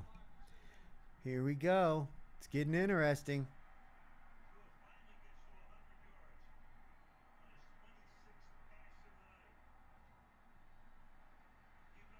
H-An. And they're inside the 10-yard line. 1st and goal. About the 6 or 7-yard line. Here we go. Miami with an opportunity to potentially tie the game. We got ourselves a match. You know, everybody was like, man, this game's going to suck, blah, blah, blah. It's the NFL, man. These teams, these are professionals. Like, they're the best of the best. So, even the worst teams are not terrible.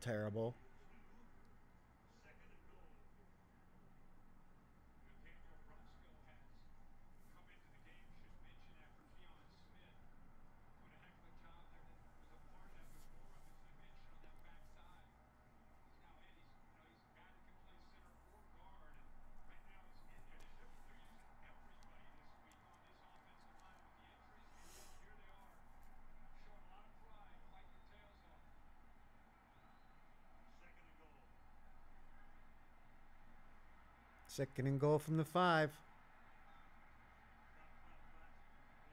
Fakes the handoff. Throws it. Touchdown, Tyreek Hill. We got ourselves a game, folks. We got ourselves a game. Yeah, he just ran so fast the other guy couldn't keep up with him. He just juked him and then spun and was like, pew. Put him in a blender.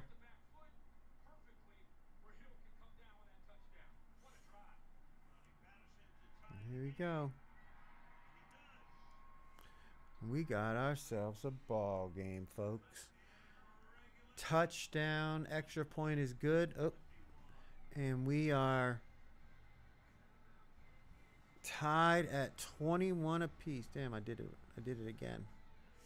We are tied at 21 points apiece.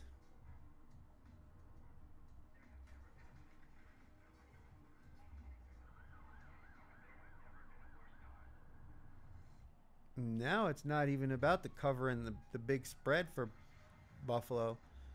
They just got to win this game. There's going to be a lot of angry people at work tomorrow if Buffalo loses, and 1,000 to 2,000 entries in the Circa Survivor get wiped before the Sunday games even come out. And they got to get up and go knowing that they lost an opportunity at $18.5 million with the Bills at home against a Miami team that has not looked good. They came to play.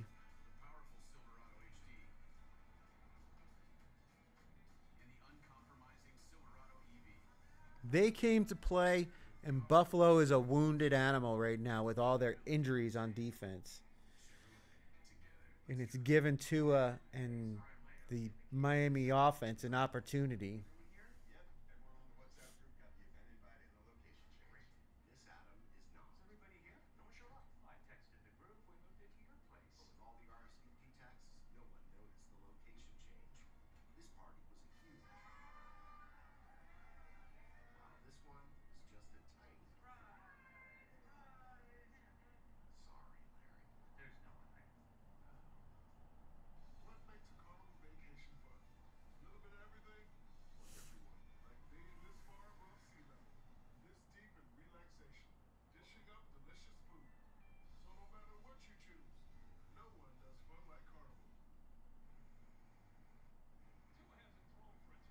Of 12 minutes left. 12:18 to go in the fourth quarter. And Tyreek Hill really put a move on him.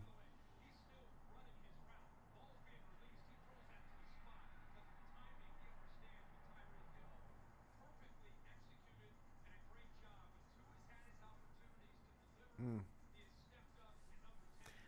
Who out there had the guts to bet Miami money line? Anyone? Uh-oh. Is this going out of bounds? Nope. In the end zone. So bring it out.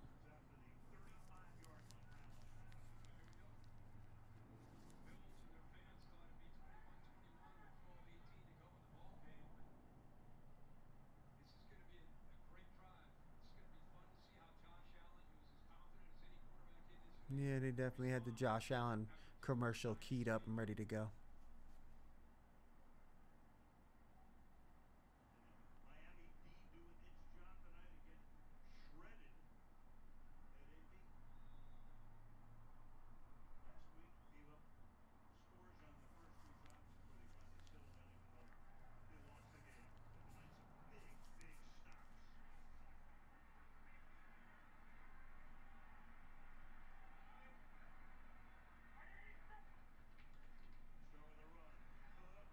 Uh-oh. Ooh, James Cook with a great run. He got tackled by the ankles or he was gone. 11 yards. If he beats that last man, I think that might be a touchdown.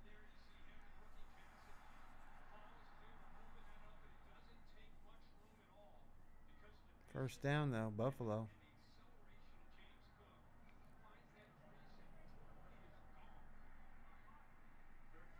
First and 10 at the 45-yard line.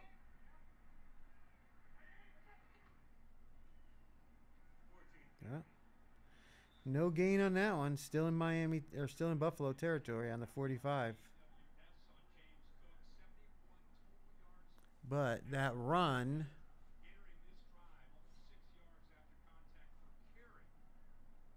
91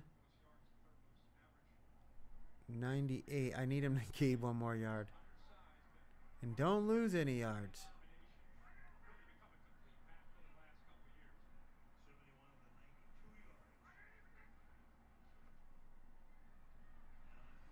There it is.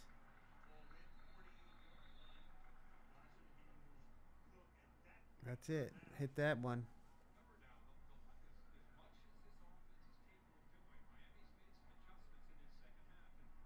That's a winner.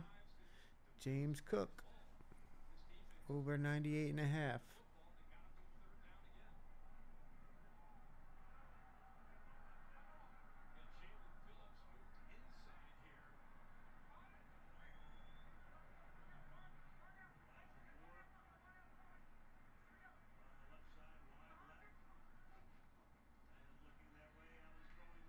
Oh, intercept it. Grab it. Get it. Did it hit the ground already? 4th and 7, though. Miami's going to get the ball back. 10 minutes to go.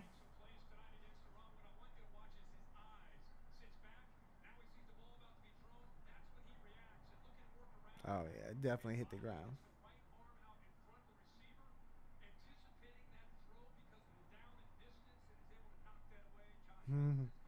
Don't beg for those calls, Josh. Complete the passes. Miami's defense showed up. Second half. Ooh, that was close. They almost blocked it. Oh, did they hit the kicker? Ooh, this is good. Oh, what are you doing? It's going to be down inside the 5-yard line.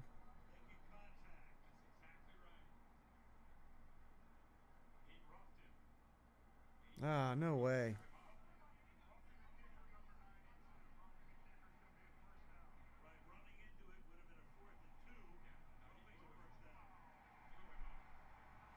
Damn, they just gave him a first down on that.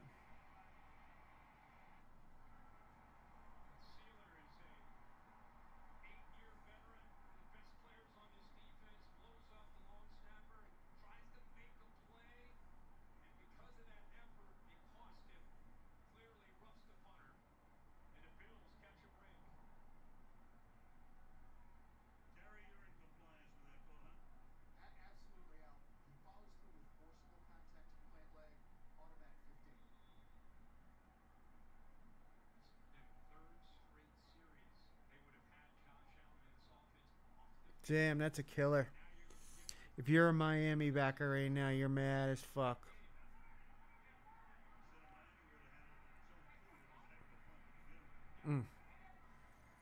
That's like that leverage call the other day, but that was clearly a fucking penalty right there. He did run into the kicker.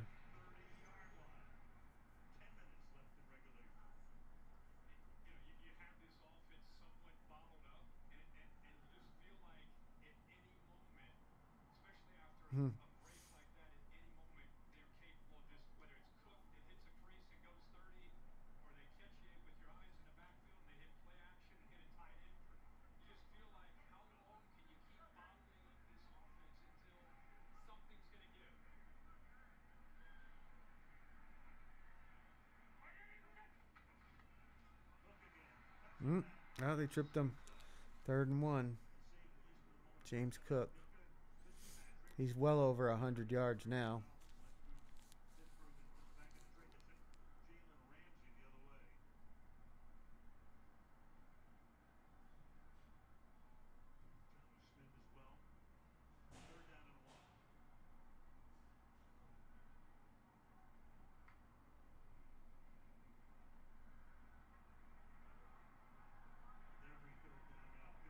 Third and 1.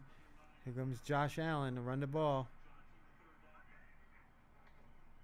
Oh, they give it to Johnson, and he up the middle to the 20. Man, that roughing the kicker penalty was killer.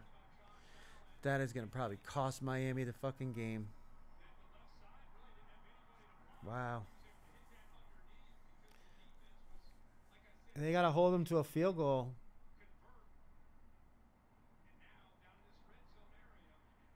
They've been good so far tonight.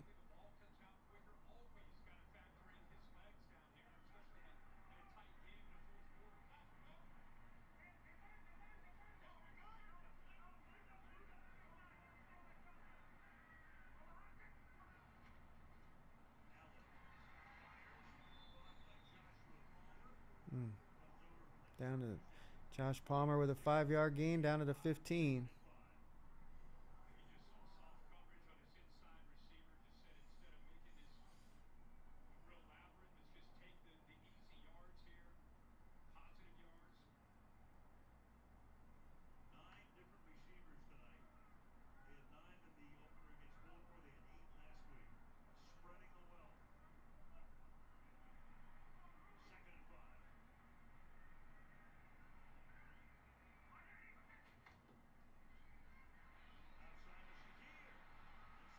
Touchdown, Buffalo. Khalil Shakir.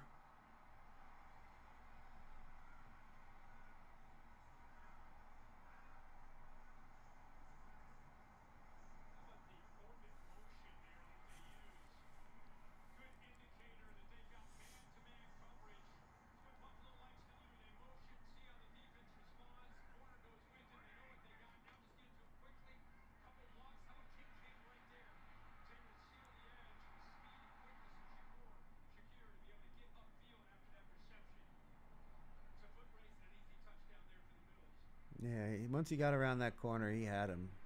Nobody was going to catch him. The extra point is good. And it's a 7-point lead for the Buffalo Bills.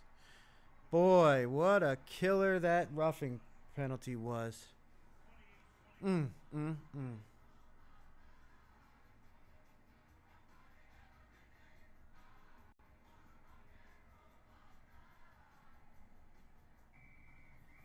Here's the question. If Miami is capable of going down and scoring a touchdown, will McDaniels go for 2 and go for the win?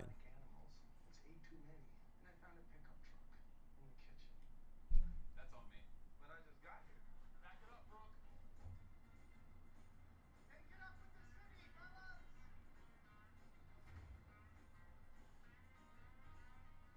Tradition brings Buffalo together, even in the cold, and inspires us to make Tostitos the traditional way, starting with whole corn kernels to make our masa from scratch. No artificial flavors, colors, or preservatives. Tostitos. Tradition matters. Go Bills. Keiko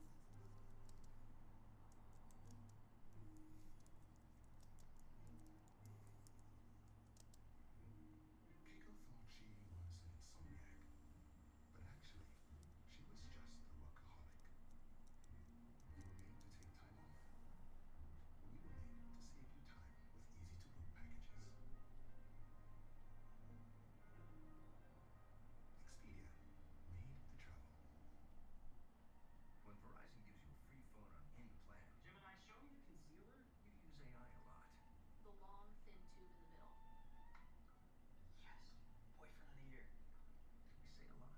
We meant a lot, a lot. Gemini, is my houseplant leaning away because it hates me? Nothing personal. It's leaning away for more sunlight. Come here, girl. Gemini, any pointers on my downward dog? We get it. It's a Google Pixel 10 Pro from Verizon. Ah, appreciate you. Looking for the biggest name in the game? Check out TNF Nightcap, presented by Allstate. Patrick Mahomes, everybody. The stars come out on TNF Nightcap, presented by Allstate. After the game. We got 7 minutes. They knew it had to come up at some point. They were going to talk about Hill. Thank you, Kenny. You know, he's no stranger to off-the-field stuff. Has nearly a whole career. One of the reasons they traded to Miami in the first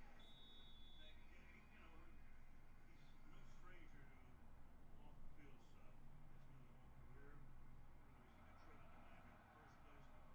For the moment, the league investigates and see what happens. Here's the catch. Here we go. That's Rich coming back up the All right. Miami with decent field position. watch his game tonight has been impressed. People wondering what kind of heart, what kind of attitude they show up with tonight for Miami. How about Ollie Gordon? The effort this last drive to be able to get almost 18 yards after contact. 4th and 4. Hit a crosser here to Jalen Waddle. Keep the drive alive with it here. The timing off the play action by Tua to find Tyreek Hill for the touchdown to tie it up. That's the last time they had the ball. The Bills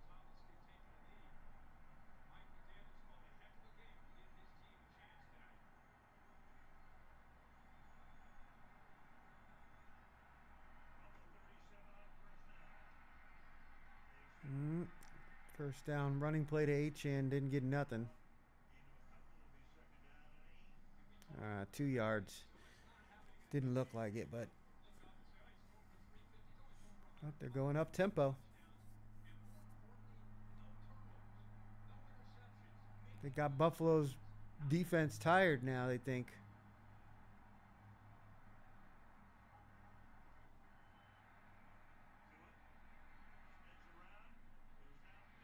Oh, he had him. He had Tyreek Hill open. Threw it too high. I mean, Tua, when he throws that pass, he looks like he's got to put his entire body into it.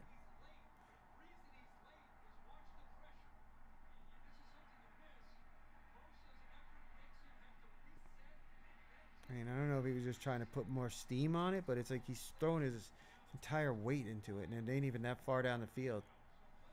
I mean, you see Allen and Jackson and some of these guys, man, they just flip their arm and the ball sails.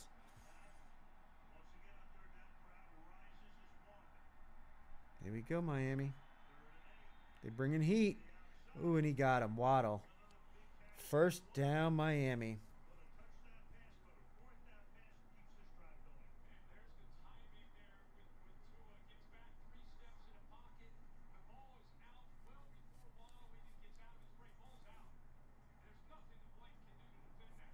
I mean, Tre'Davious White, he just can't keep up with Waddle. He's too fast, man.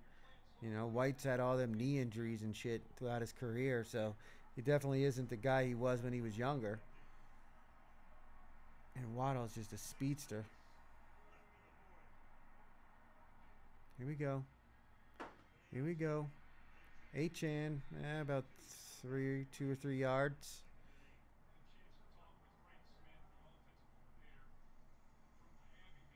It's pretty much 4 down territory from this point on. I mean, there's no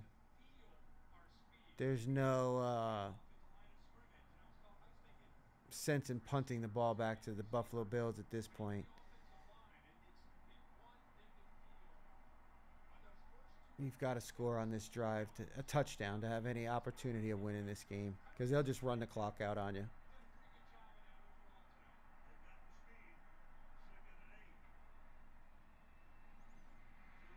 There we go.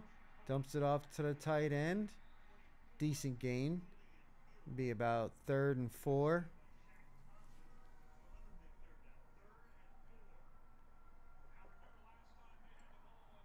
We've got 2 plays to gain 4 yards.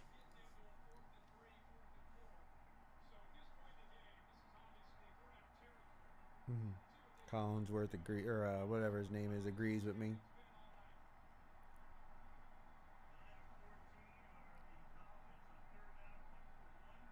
Oh, timeout, Dolphins. Tua didn't like what he saw. Didn't like it.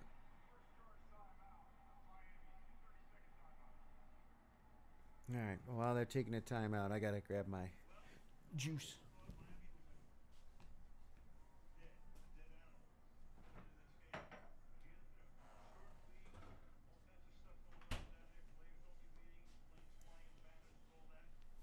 The vitamin water. Vitamin water.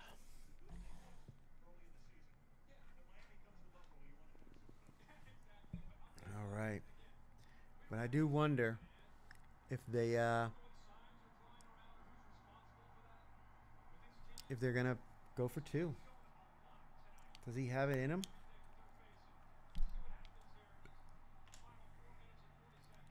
I mean, their defense is, but there we go. Another pass out. Waddle. You just gotta keep picking on Tre'Davious White until they do something about it.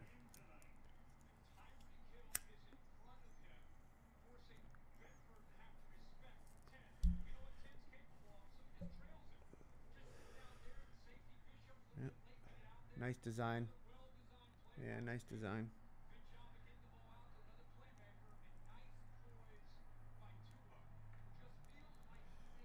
All right, come on. This is your opportunity, Miami. Ollie Gordon in the backfield. They hand it off to him. Yeah, nice little 3-yard game.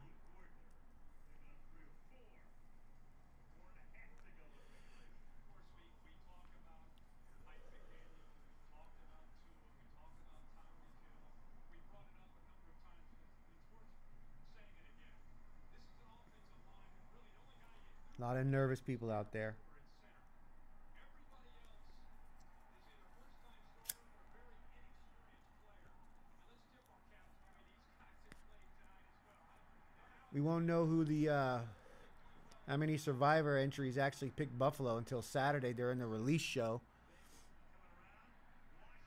All right. Washington, did he get the first down? No, he's about a half a yard short.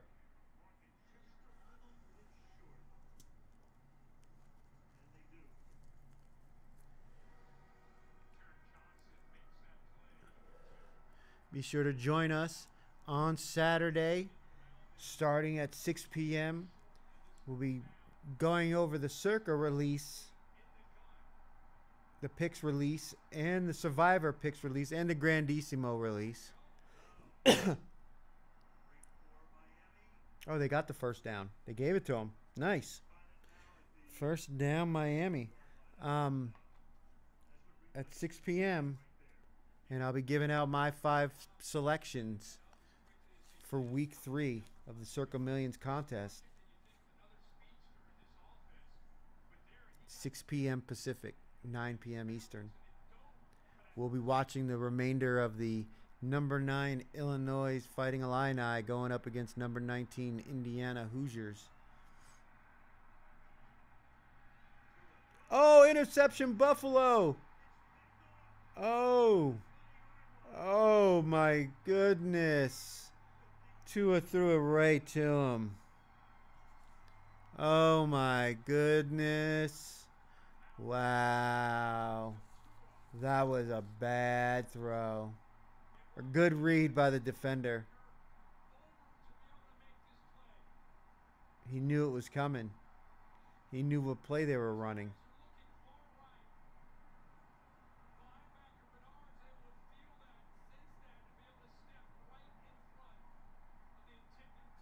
Bernard, number 8 with the interception.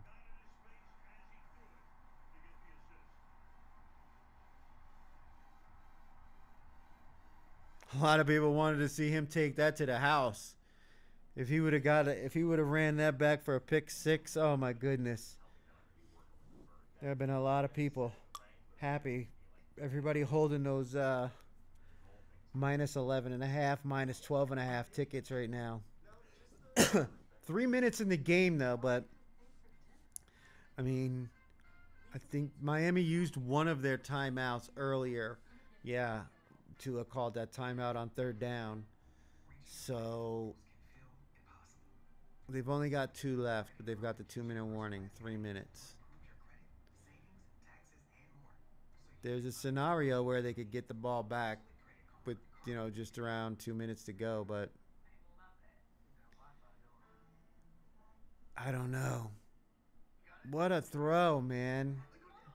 That dude stepped right in front of it. Benford, number 8 for Buffalo. Man, Terrell.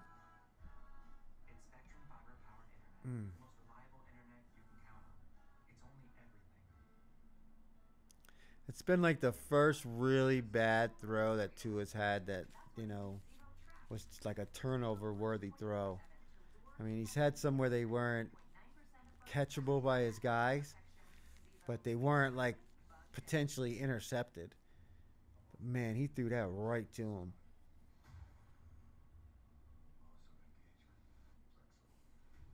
Disgusting.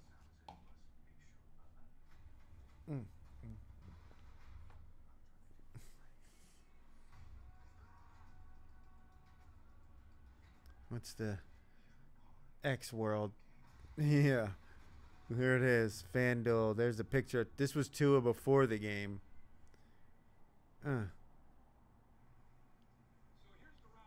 Tua was taken before Justin Herbert. Oh, here's the Barstool guys. I know the one guy here. He's a Miami Dolphins fan.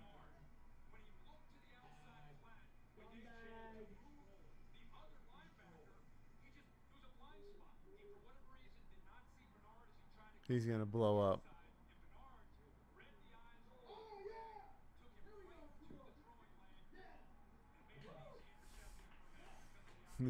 Nicky Smokes is dead. Uh-oh. Uh-oh. Who's this?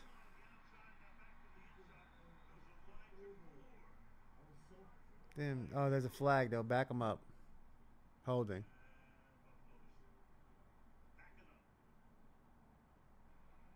Holding, number 86 offense. 10-yard penalty for the spotted foul. Replay, first down. Tua doing Tua things. That's a rough interception by Tua. Yeah. Everybody feels the same way.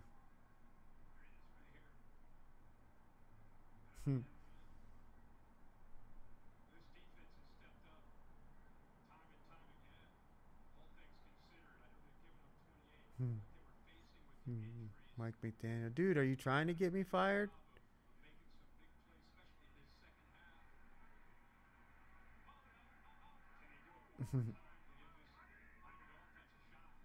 He doesn't want to get hit. Oop. He doesn't want to get hit. And the deeper into the game they get, you know, the more gun shy, I guess you could call it, he gets. So he's like, gets happy feet back there. Mm. Yeah, I mean, Not murderer's row.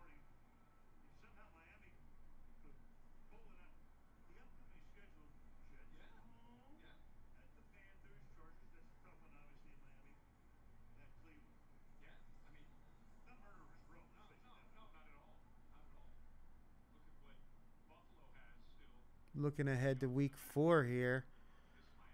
this Miami game. Buffalo is at home against the Saints. Right now it's a 14.5 point spread. Whew. And then the Dolphins are at home against the Jets, -2.5.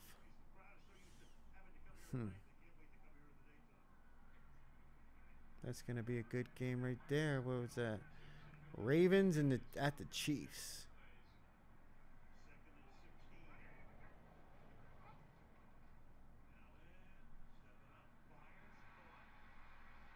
Damn, Evans is killing them. Are they going to score and go up 2 scores? You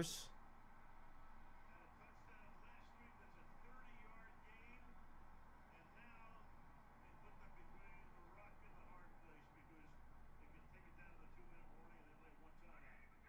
defenders right here, and then watch the safety in the back end. The corner, actually, he clears out. Man, they all just dropped so deep. Nobody was even looking at him. No one left to be able to make a tackle on an underneath throw. Good vision, good job by Josh Allen locating Moore. There's more yards after the catch by the Bills. Next Thursday, we'll be here with the live stream. Seahawks and Cardinals.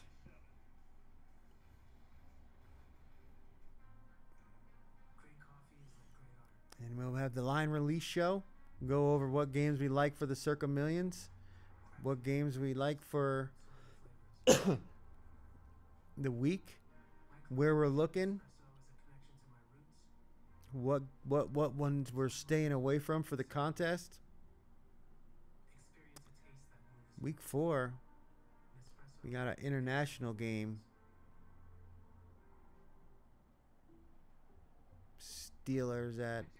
Steelers and Vikings at the in Dublin. Unfortunately, I didn't check if I unlatched Bevo's gate while taking a selfie.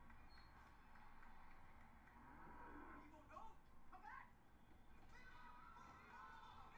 Checking Allstate first was really smart. Not checking Bevo's gate, though, not smart. Well, at least I checked Allstate first and saved hundreds. Hook 'em. Mom, I think something's off. She thinks this is a game. It's time for me to show you who I am. Rated R. Only in theaters Friday. Introducing Subway's new Fresh Fit menu. Lots of protein, tasty sauce, all under 500 calories. What a Subway. boneheaded throw that was. Subway. Eat fresh, feel good. This is where my love of the game was born. You can see some of these lines here. compared to for week 3 compared to the Circa lines. And you're seeing 2.5s out there for the Bengals. It's full 3. This is 3.5. You're seeing a 3. They're taking it where it's never been. 7s. This is 6.5. They didn't want. They went down from the full 7, but you can find 7 in the market with the Jets. 3.5 and 4.5, and this is a 4. So they're actually right now. This line is in between these lines. Here's some 4s here, but you're seeing either 3.5 or 4.5. Mostly 4.5. So right now you're actually getting a worse number than the market. Same thing here. This is a full 7 in the contest, but it's 7.5 in most places. So they're expecting it to go down, I guess. They're trying to entice action on the Seahawks.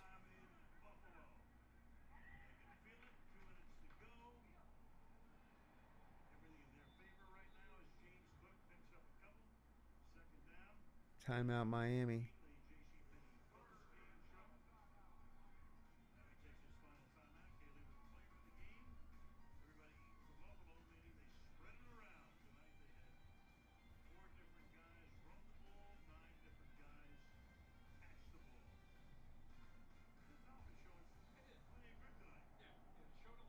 a lot of noise. They came out, competed. This is I hate to say you're 0-3 and moral victories and that kind of thing, but it's a team that they showed that they have a lot ahead of them if they can keep playing the way they did tonight. Barry Pagula, the owner, CEO, vice president, also runs the Buffalo Sabres of the National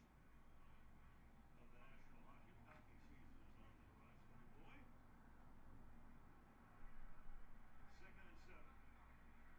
horizon. Oh boy. 2nd and 7. Pitch to Cook. He goes down in bounds. So it's 3rd down. Miami can't stop the clock. Mistake. In this case, it was the roughing, the punter penalty. Mm. You hate to put it all on Sealer, but that was just he's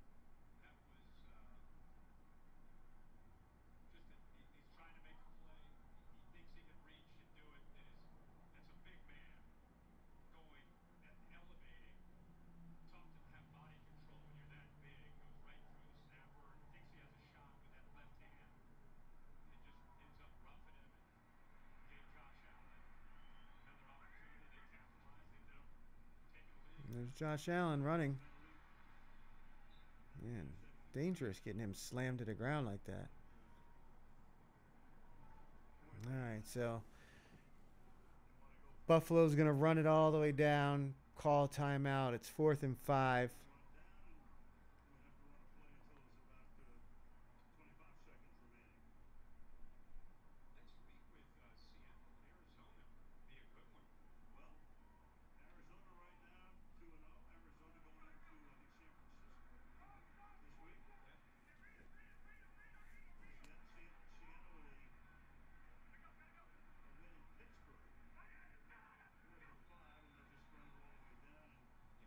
and take the delay. So they're going to have, what, 24? Probably like 22 seconds left. Those were the 4 consecutive Super Bowls, the first one of which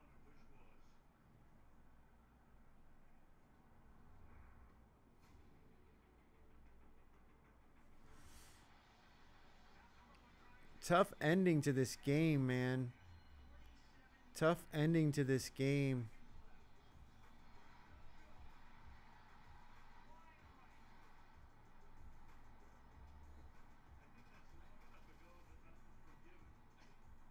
But it looks like the final is going to be 28-21, barring a miracle. Or some bogus well, they're going to go for a field goal. Oh, boy. try a 48-yard field goal here. This could certainly backfire on you.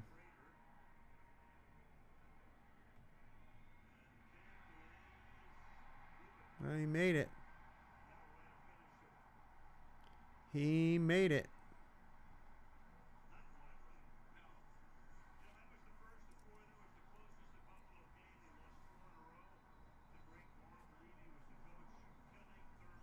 So it's a 10-point lead for Buffalo. 20-ish seconds to go. It's the first time I went to a game where there were concrete barriers outside the stadium. In Tampa. And we were not allowed an ABC announcer to fly anything to flick with the helicopter. No. Shut it down. He said no. Who were your partners in that era? Frank Gifford, Dan Huber. Yeah. We didn't cut no. Seahawks and Cardinals next week. Rams 49ers the week after. 2 weeks in a row. You see the entire 22 seconds left. Western Division. Just enough time to do something ridiculous and give Buffalo a pitchy woo-woo touchdown. The New York Jets. You know what's great for Buffalo is when you have a game like this, they didn't play their best football. They took on a team that was fighting. You end up putting up 31 points.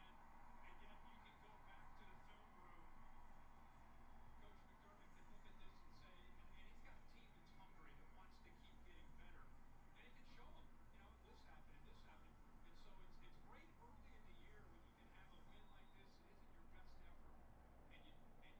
can advance with still a 3-0 record, and you can still look and have opportunities to not have to go through a loss to have those opportunities. Tagovailoa at 21 and 32 tonight. 133. We have some board members here down the sideline out of bounds. Tanner Connor. 13 tight. Some garbage time yards there for the backup tight end. Game's over, but they're going to fight all the way here to the end, even though they're down 10. Play to the finish.